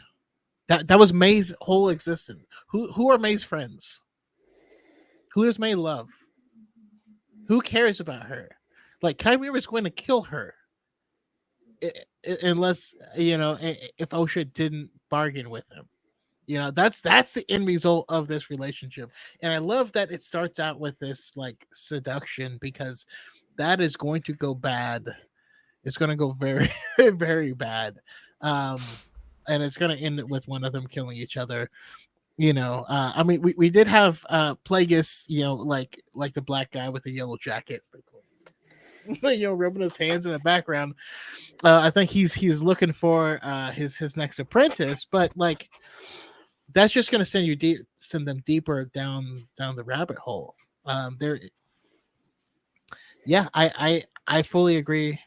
Obviously with my dad, where we continue the story, but there's no glimmer of light. Like we have May, who now gets to live and choose. Now she's gonna be she's gonna be Revan. She's gonna get her memories back and then have to choose her path. And then she's gonna choose one that makes her happy and have friends and like the ability to emotionally connect with people. Oh, tell me she meets Bastila, like an analog. She's gonna meet like a Shan, and it's not gonna be Satil. It's not gonna be Bastila. It's gonna be like Bastille. Some yeah, some future like related Shan. But I that's what I need. I need to see this thing that looks like this beautiful thing, the obvious choice. This person wants me to connect in a way I've never been able to with anyone. Now this person wants to control who I'm able to talk to and how I'm able to connect. Now they're trying to manage me in these weird ways. And yeah, that's exactly how the dark side functions. It takes until you have nothing left. And rather than freedom, you end up more enslaved than you ever would have been as a Jedi. That's how I think it should end. So that brings us to the fun part of this conversation. Darth Plagueis the Wise.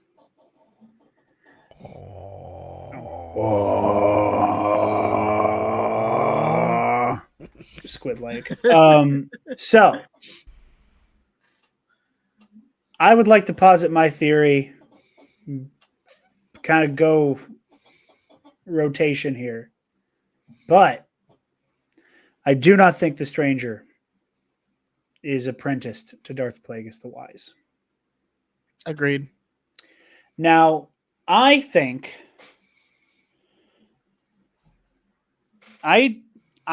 us calling the stranger a Sith is a mild misnomer. I think the stranger was trained at one point as a Sith.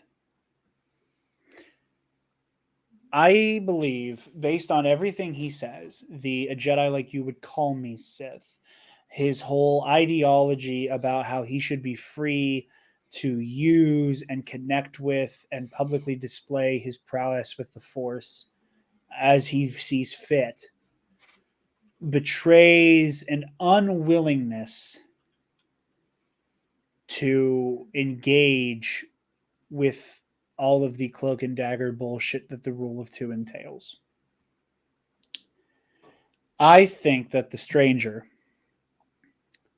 was at one point apprenticed to Darth Tenebrous, washed out because he could not get down with the restrictive nature of the rule of two, and how in many ways the rule of two is kind of antithetical to Sith ideology in some ways. That it requires a level of restraint and a level of not indulging that somebody as obsessed with their own power as KNR is would be. So I think the stranger washes out as Tenebrous' apprentice, fucks off to do his own thing, begins wanting to build his own force religion. And in that time, one Higo Damask is brought into the fold.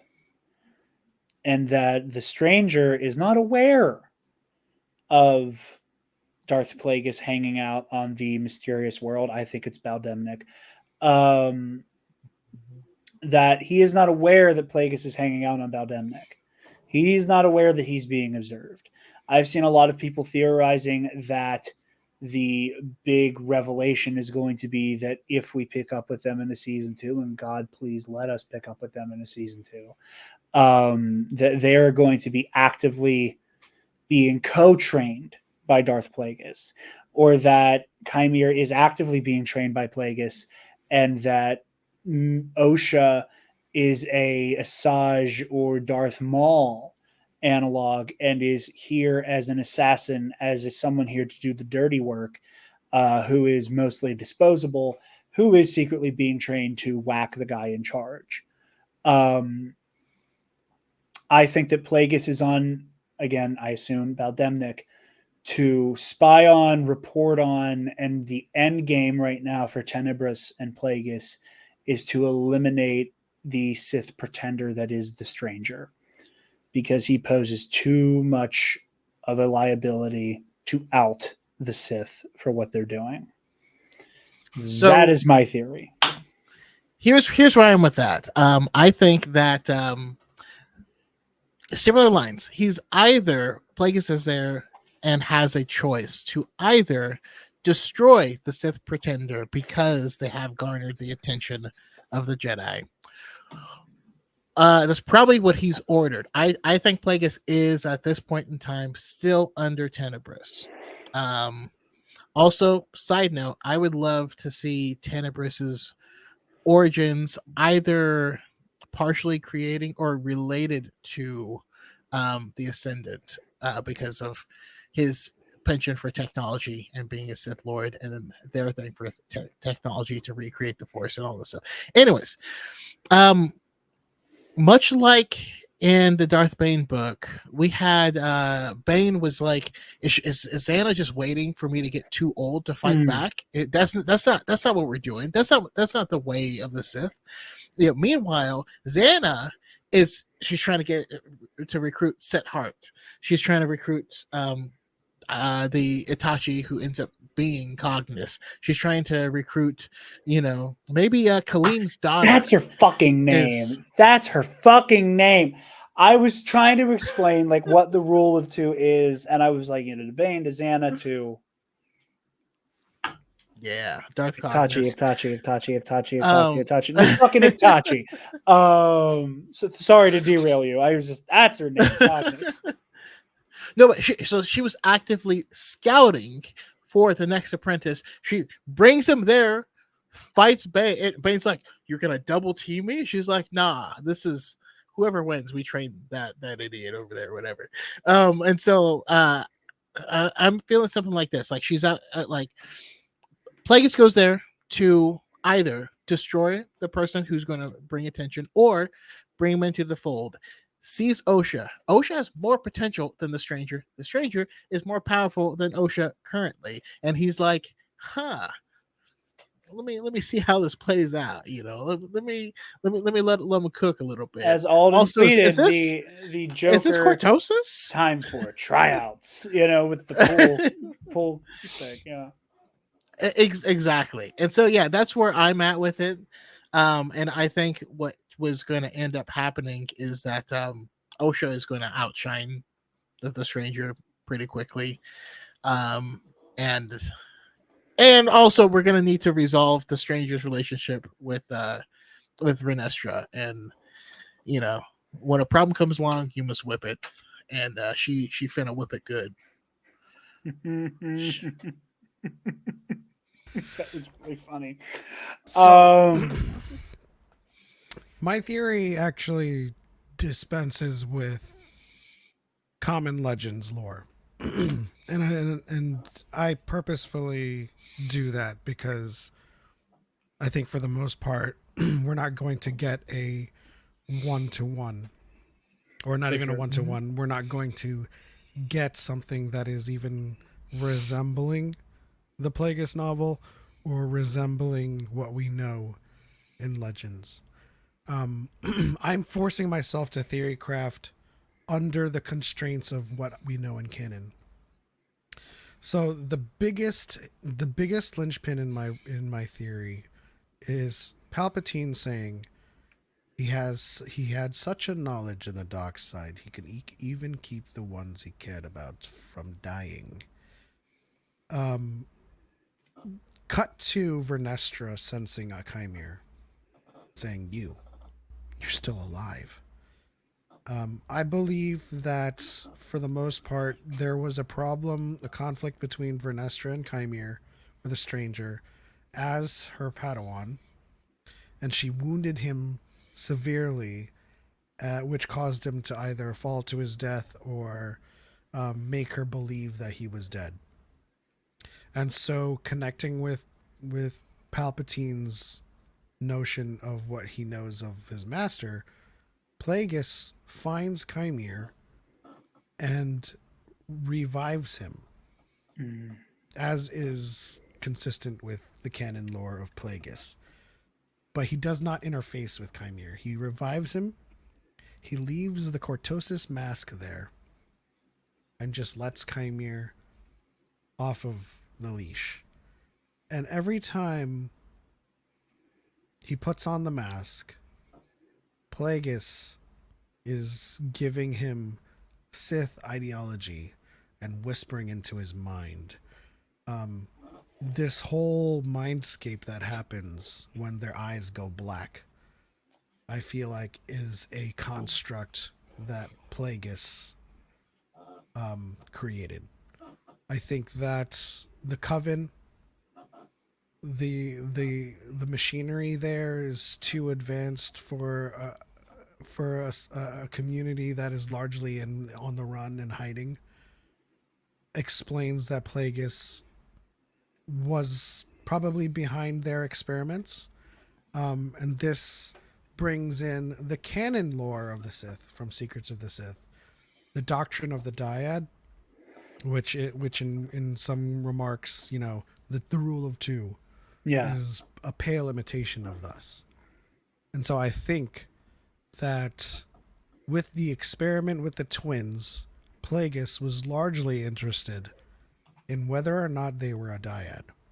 And so he's been watching in the wings, he's been waiting, he's been watching and kind of like whispering into Chimere's mind, because that mask isn't as cut and dry as Chimere suggests. It's like it's just you, it's deprivation, it's you and what you bring in with you.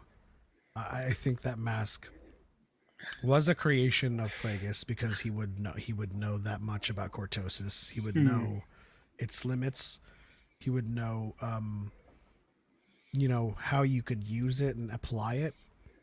And so while Kymir is kind of contending with the dark side notions that he was on the surface level opening up when he had a conflict with Vernestra, Plagueis has been kind of manipulating him from the mindscape, and I equate this mindscape very much to the mindscape that Anakin enters when he encounters Momin.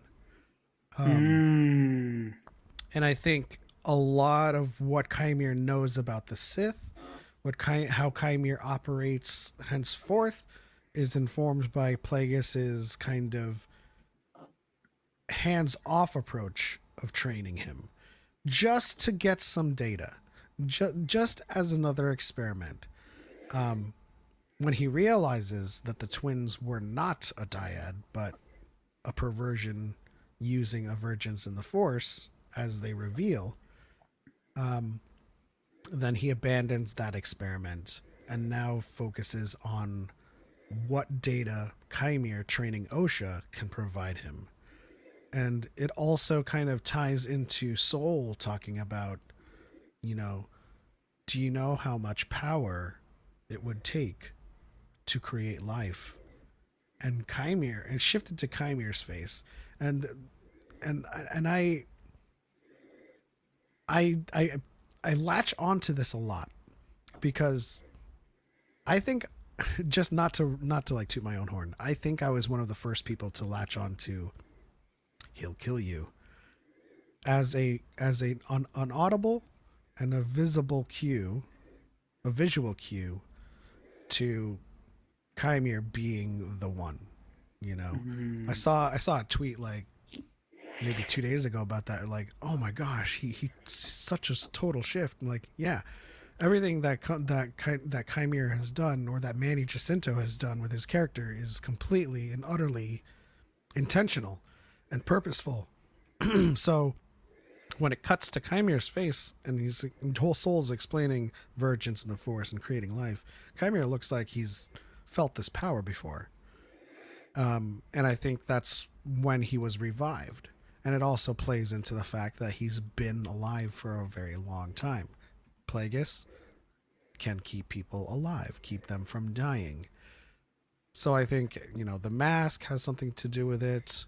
I think without knowing the farthest extents to this theory, Kymir discovers Plagueis and realizes, much like to your guys' theories, that his ideology does not match up one-to-one with the Sith, and thus creates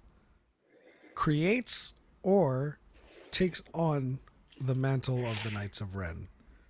And again, musical motifs has been purposeful and intentional throughout this entire show. We got Plagueis' motif from the opera when he shows himself, Kylo Ren's theme throughout that could possibly just be kind of dossied up to, a motif about failing your Padawans. But, when I read the blurb from Secrets of the Sith about the Knights of Ren, in order to join their ranks, you choose a worthy target and give them a good death. It's like semantics for, can you kill a Jedi without a weapon? So I think in general, I agree with, for the most part, I don't think Plagueis is interfacing with Kymir. He's not training him as an apprentice. He revives him as an experiment and is kind of playing with the experiment with the Coven, and now turns his attention to Kymir and Osha. And when Kymir figures out that Plagueis is something, exists, and that Plagueis has been hunting him, that's when he goes off and becomes the Knights of Ren with Osha. I'm into it. Like I said, I think there's room for everything we're all saying to coexist. I think that I think there's a way to do all that. I really like what you. I really like yours. I really like yours. But yeah, I really like damn. that this is this is what Star Wars needs. Like, you know what I mean? Like, we can come together, we can give all these crazy ideas, we can watch it play out. I know that none of us here, if what we said was completely wrong, we're not gonna cry about it. We're not gonna but Yoda would have sensed to no. We're gonna still watch the media as given, as described, and we're gonna form our ideas and thoughts based off of that. And these types of conversations are what the fandom most needs, in my opinion. This is the best part. This right here. Yes. I love y'all. Fuck you. I love y'all. I love Star Wars. Do we have any closing thoughts on The Acolyte, episode 8, The Acolyte? Choco, you first. Once again, watching the lightsaber crystal be bled was magical to me. No, it didn't happen too fast. Dagon Garrett bled it faster. If you complain about this, I hate you. Just straight up, just don't talk to me. Please. Death to all of them. Exactly. Yeah, I hope they die. I hope they burn in hell. No. Me talking about the Nile. This season has given me so much. I still have complaints, right? I still don't fully get what Basil was doing during that chase scene, and I partially want a John Wick themed Star Wars thing featuring Basil just going ham on people, because I want to see him with two like West Star 35s just like smoking around. Like I just need it. But this has brought Star Wars back to me in a weird and interesting way, because the way we're talking about this show hasn't happened since we were waiting for the sequels to come out. You know, everything else there's been so much like precedent from it, and I don't know what it was, but I don't remember talking and theorizing like this for the Mandalorian. I feel like it was a simpler story. Maybe it was more of a fetch quest type It story. was a Simpler simpler theory. We didn't story talk about it. until it hit a hard fucking wall of not being anymore. And I don't say that as a critique of it. I say that somebody who loves the Mandalorian and loves the place it's gone to, and the way that this small nobody bounty hunter might end up being like a huge force of like what helps stave off the First Order for another couple decades. He's Forrest Gump. Yeah, He's just Space Forrest Gump. Yeah, Beskar Forrest Gump. Like, but no, I agree. Like the Mandalorian was like, oh, like where's it gonna go? What's the emotional core of this? And then the stage that Din Djarin plays on became so much bigger, so quickly. I agree with you on that. I know I went to this place with Ahsoka a lot, and how I am just so for but me with a- Ahsoka, it was Yeah. always based on what we knew already from Rebels, what we knew already from Clone Wars, until they hit Peridia. Now all bets are off for the next season and stuff like that. But a lot of it was like, you know, this was wide open, and this is High Republic, which, you know, I always picture Bruce Willis going, "Welcome to the party, pal," and then everyone dies, because that's what the High Republic is. Do you love them? They're not safe. They're never gonna be safe. the more know? you like them, the more danger they're in. The more joy the writers get in killing them off, you know. So that's what I love, is that we can't assume people are safe for any reason. We also can't assume they're dead for any reason. And we have this like just unpaved like snow that we get to play around in, and I Snow freaking paved. love it. unpaved snow, but yeah, untouched snow that you're like, I'm gonna piss in that snow. You know what I mean? Like we've all been there. Um, that's what it feels like. You're gonna write Like SOS when you fresh. piss. I Sensational. That's his word. I largely agree. I mean, for the most part, the fun of Star Wars is in the unknown.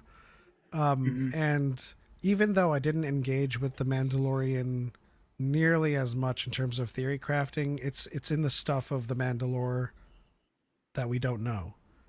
The lore of the Mandalorians, the Mandalore the Ultimate, what could be with Din Djarin and Bo-Katan, and what's their future like.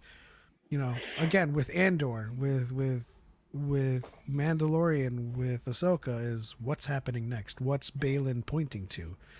And these are all fun threads to kind of pluck at, but at the end of the day, we don't have nearly as much depth to pluck at with.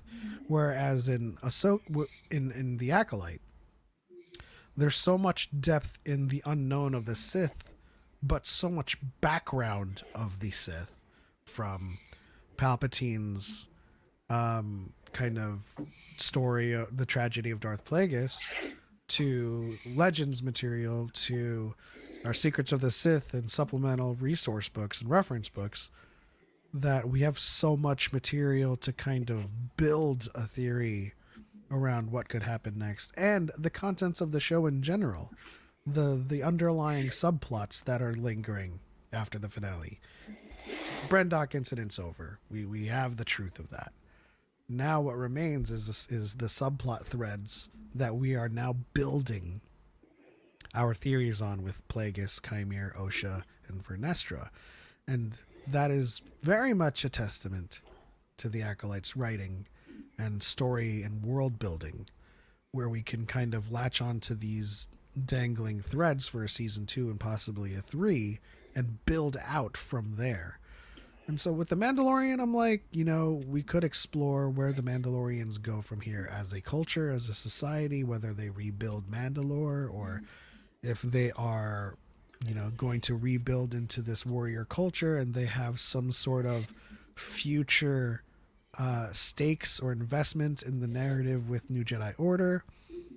With Ahsoka, with the mysticism, where is Balin going? Why is he seek the beginning? What's he pointing to?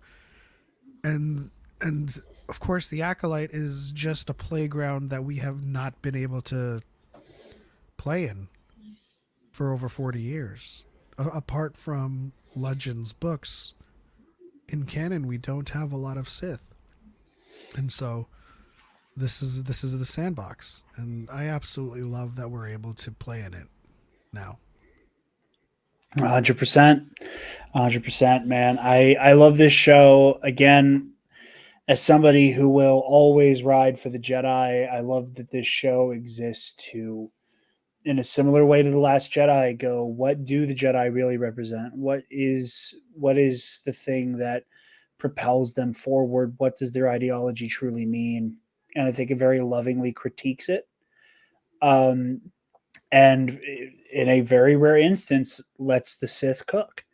And in the same way that I have said that, I don't think the Jedi philosophy is self-evidently, self-provingly right.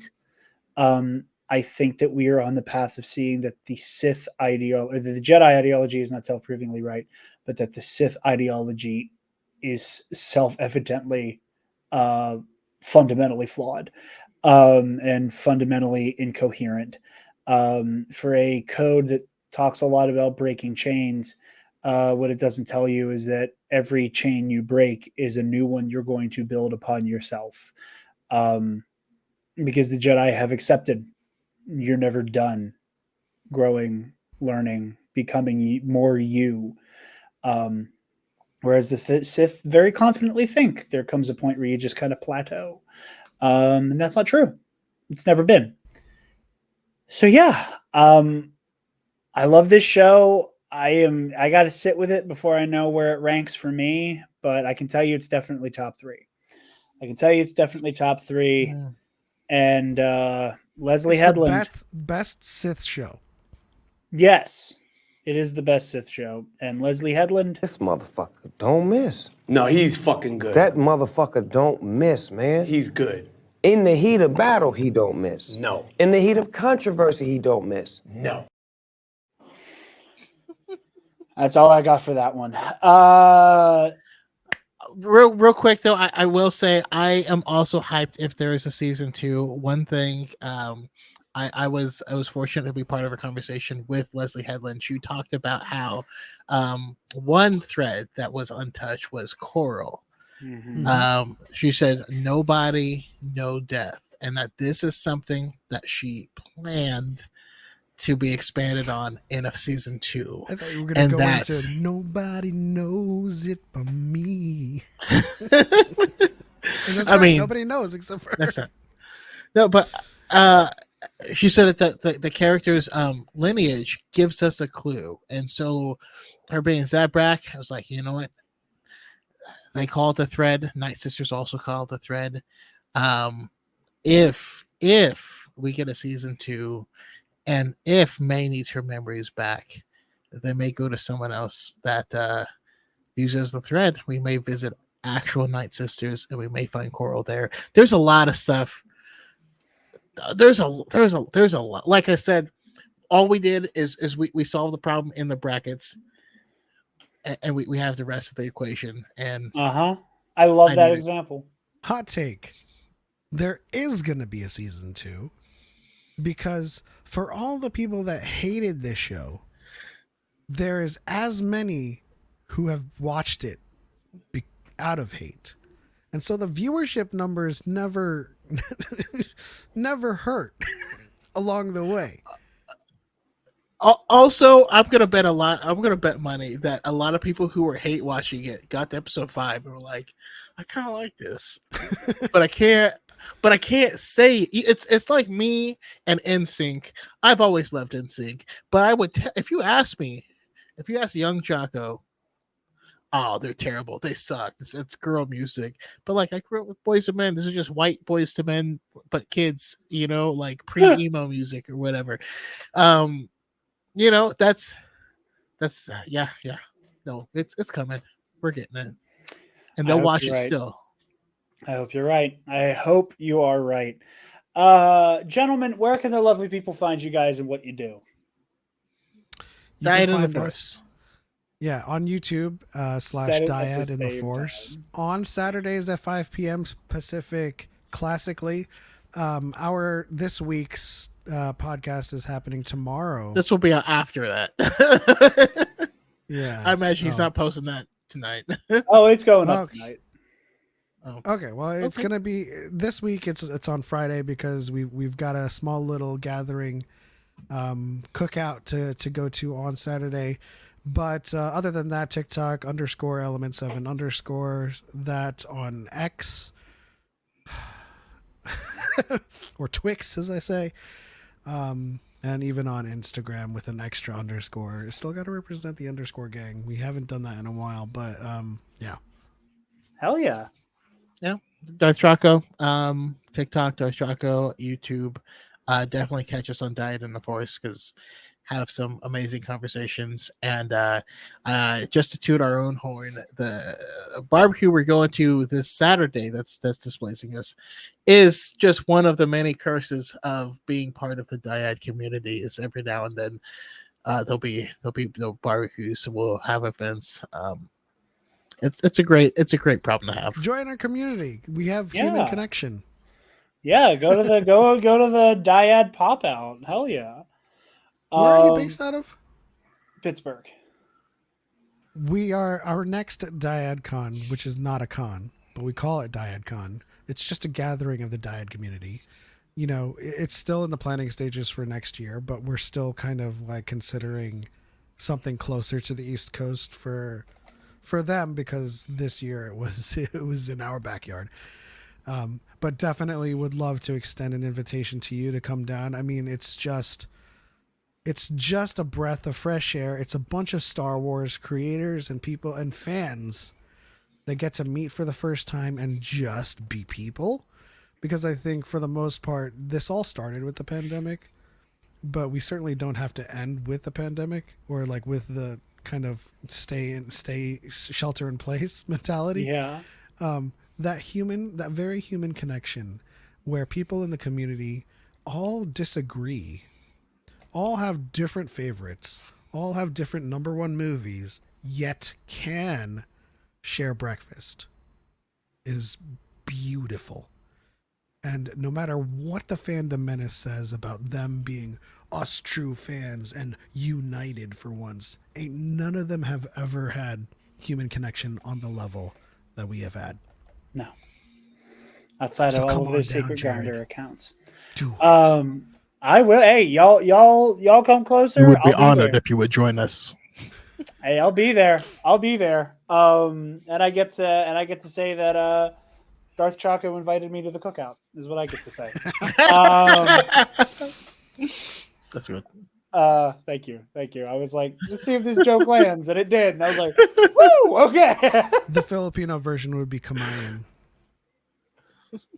Double trouble, baby. This cracker's one of the good ones. I trust white people. I'm just kidding. Don't. You shouldn't. I'm just kidding. But yeah, go check these guys out. As I've said before, is if you've gotten to this point of the episode and you haven't already followed them on all the things, the fuck are you doing?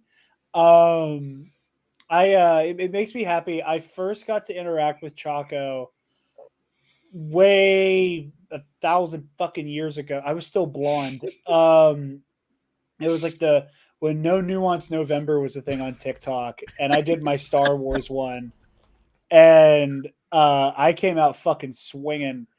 I don't know which one. I don't know which opinion elicited the reaction of, I have to follow you right now because you commented something to that effect. But I have to know which November. We've had a lot of No Nuance Novembers over the years. There's one particular one that always kind of deep cuts. I want to say 21. Was it the No Nuance? There's no. He's referring to. There's one where I'm filming these TikToks. Sometimes you have a bad take, you erase it, you do another one. Sometimes you forget you had a bad take, and then you just keep going. And so that's why I have one that was like, no November,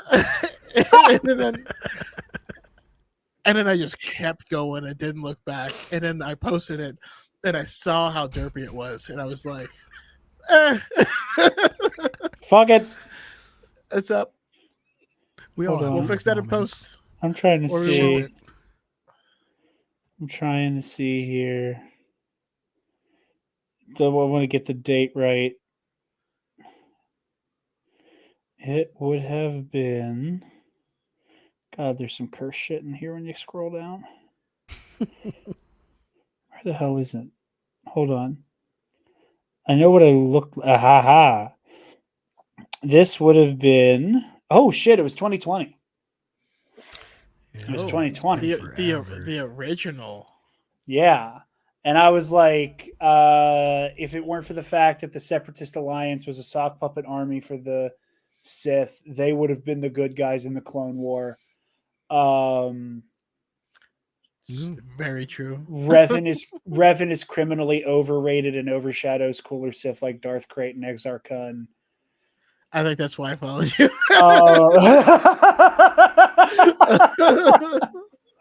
I had a punchier take about the Rise of Skywalker than I do now. Do you similarly tell people to shut up when they criticize the Jedi for going to war and are fans of Revan for going to war? I have not encountered anybody who is even That's attempted to have everybody. that opinion. I've not encountered That's anybody. all Revan fans. Oh, Jedi shouldn't have gone to war. But Revan, man, when he went to war, it was the best. I've never encountered like a weird Revan like diehard who has like remotely an opinion about the Jedi stance on war. Like I like that's even that is flirting with intellectualism that I've not encountered. Well, I think it might I've also come to be learn. skewed by I've come to learn the comments complaining about that, and then their username is Darth Revan. And that's what I was going to say. I was saying I have found that 99% of the Revan stands have only read blurbs on Wikipedia. Yeah. Secondhand lore is a profound problem in this fandom. Going to like deep dives from 2020. You remember that one dude who's like, if you don't know who this guy is, you're not a fan of Star Wars. That guy got roasted within an inch of his life. I'm like That was the best thing 99% ever. sure one of the videos nearby was me responding to that. I wanted to stitch it at first saying, you don't even know who this guy is. I definitely responded to that guy, and I have no idea what I said about it. This guy was Filipino in my playthrough. Choco, wasn't he a black person in your playthrough? Oh yeah, my Revan was black. Yeah.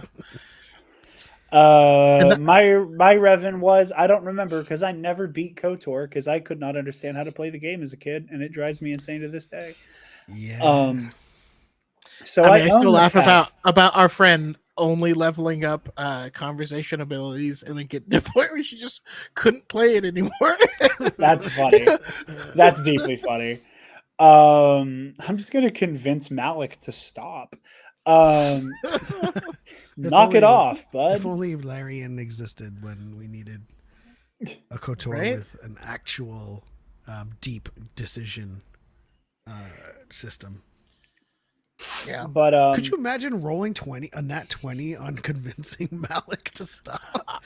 Listen, Like, he's now about to shoot down Revan's ship, and then you have to roll a dice. That would be awesome. I'd play the shit out of that. If I can just tell him knock it off, like stop, get some help, phenomenal. He's like, I understand now. But yeah, check these guys out. You guys can find me personally at Dark Jedi 2552 on Twitter and Instagram and Threads. Like I said, pro and new, Mitch is taking me through Eon Genesis Evangelion over at the Mitch 692 YouTube channel. Hopefully, so this will be, you guys are seeing this on the 19th.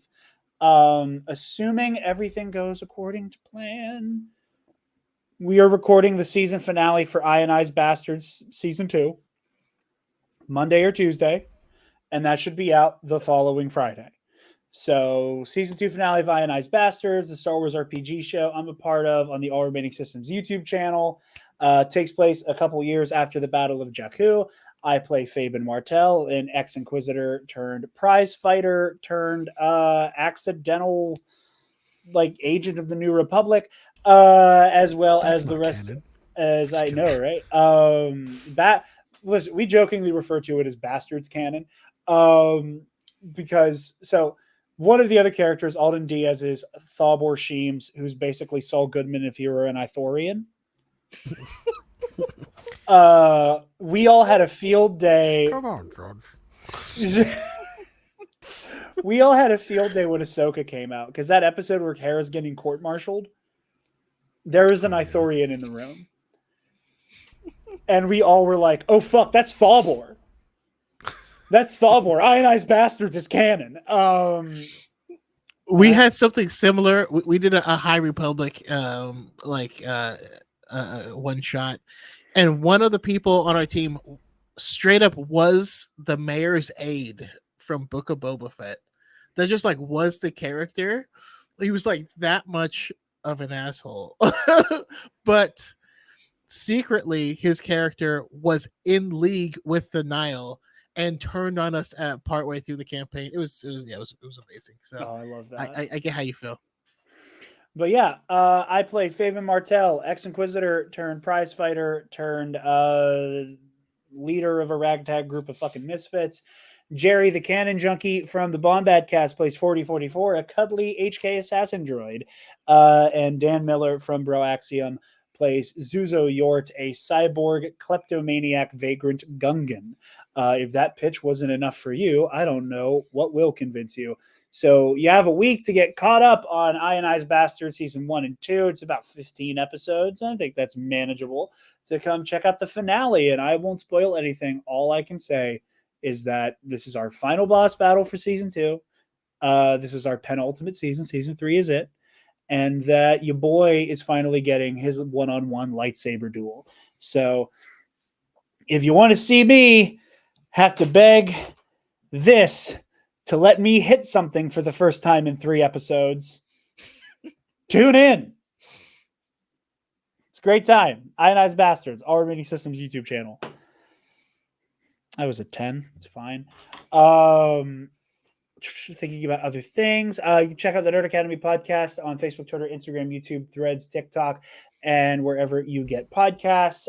If you would like, you can go ahead to our website, thenerdacademypodcast.com, where you can click on that student store link and get some TNAP merch. tpublic.com. And if you're feeling generous, you can donate to our Patreon. Give me $1. Speaking of our patrons, thank you to Paco and Ray Clausen, who asked that you donate to Equality Texas to help keep queer kids safe in the Lone Star State. The Knights of the Nerd Republic Versus series, which you get access to at the $5 tier. Hopefully next week, at least before the end of the month, we're going to get completely caught up. We have a few matches coming down the pipeline. And just for a little bit of fun, we're going to get Pep and Choco's thoughts on our most recent matchups, as well as our upcoming ones. Padawan Obi-Wan Kenobi versus Ezra Bridger, circa Ahsoka. Who you got? Ezra.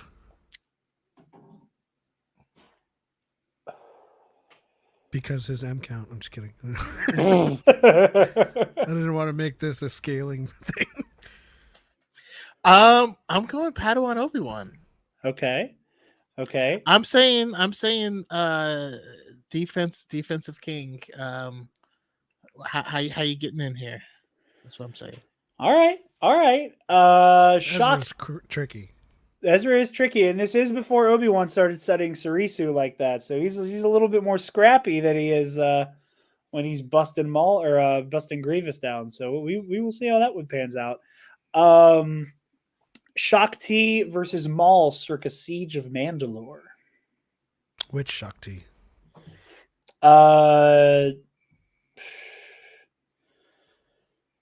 The one that dies at the Jedi Temple, the one that dies on the invisible ostensibly, hand, yes, the one that dies on the Jedi Temple. We do take Force Unleashed into consideration, but with a lot of caveats. And against who? Maul circa Siege of Mandalore. Oh, Maul. That's a wash. Yeah. Man, Yeah, I got Maul on that one. Nobody puts enough respect on Shock's name, and this is why I've been going out of my way to use her. If it was Jorah O'Malley, I would probably give it back to Maul.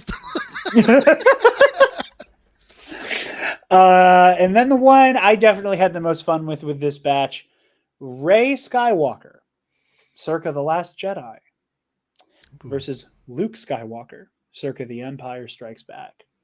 Ray for sure. Okay, that's also a wash. Yeah, I mean, you have to think about the complete psychological difference between the two. Rey's an open book. She's even reaching for a force, whereas Luke at the Empire Strikes Back is just like, I don't believe it.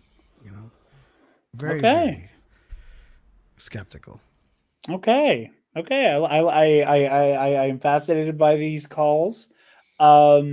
And then our upcoming two, the third one's kind of in flux now because the August matchup was supposed to be The Stranger versus Darth Plagueis, and now I don't know what to do with that.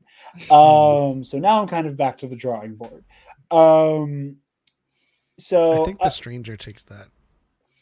To be quite honest, where you have to consider that Plagueis wasn't really a huge fan of lightsabers and.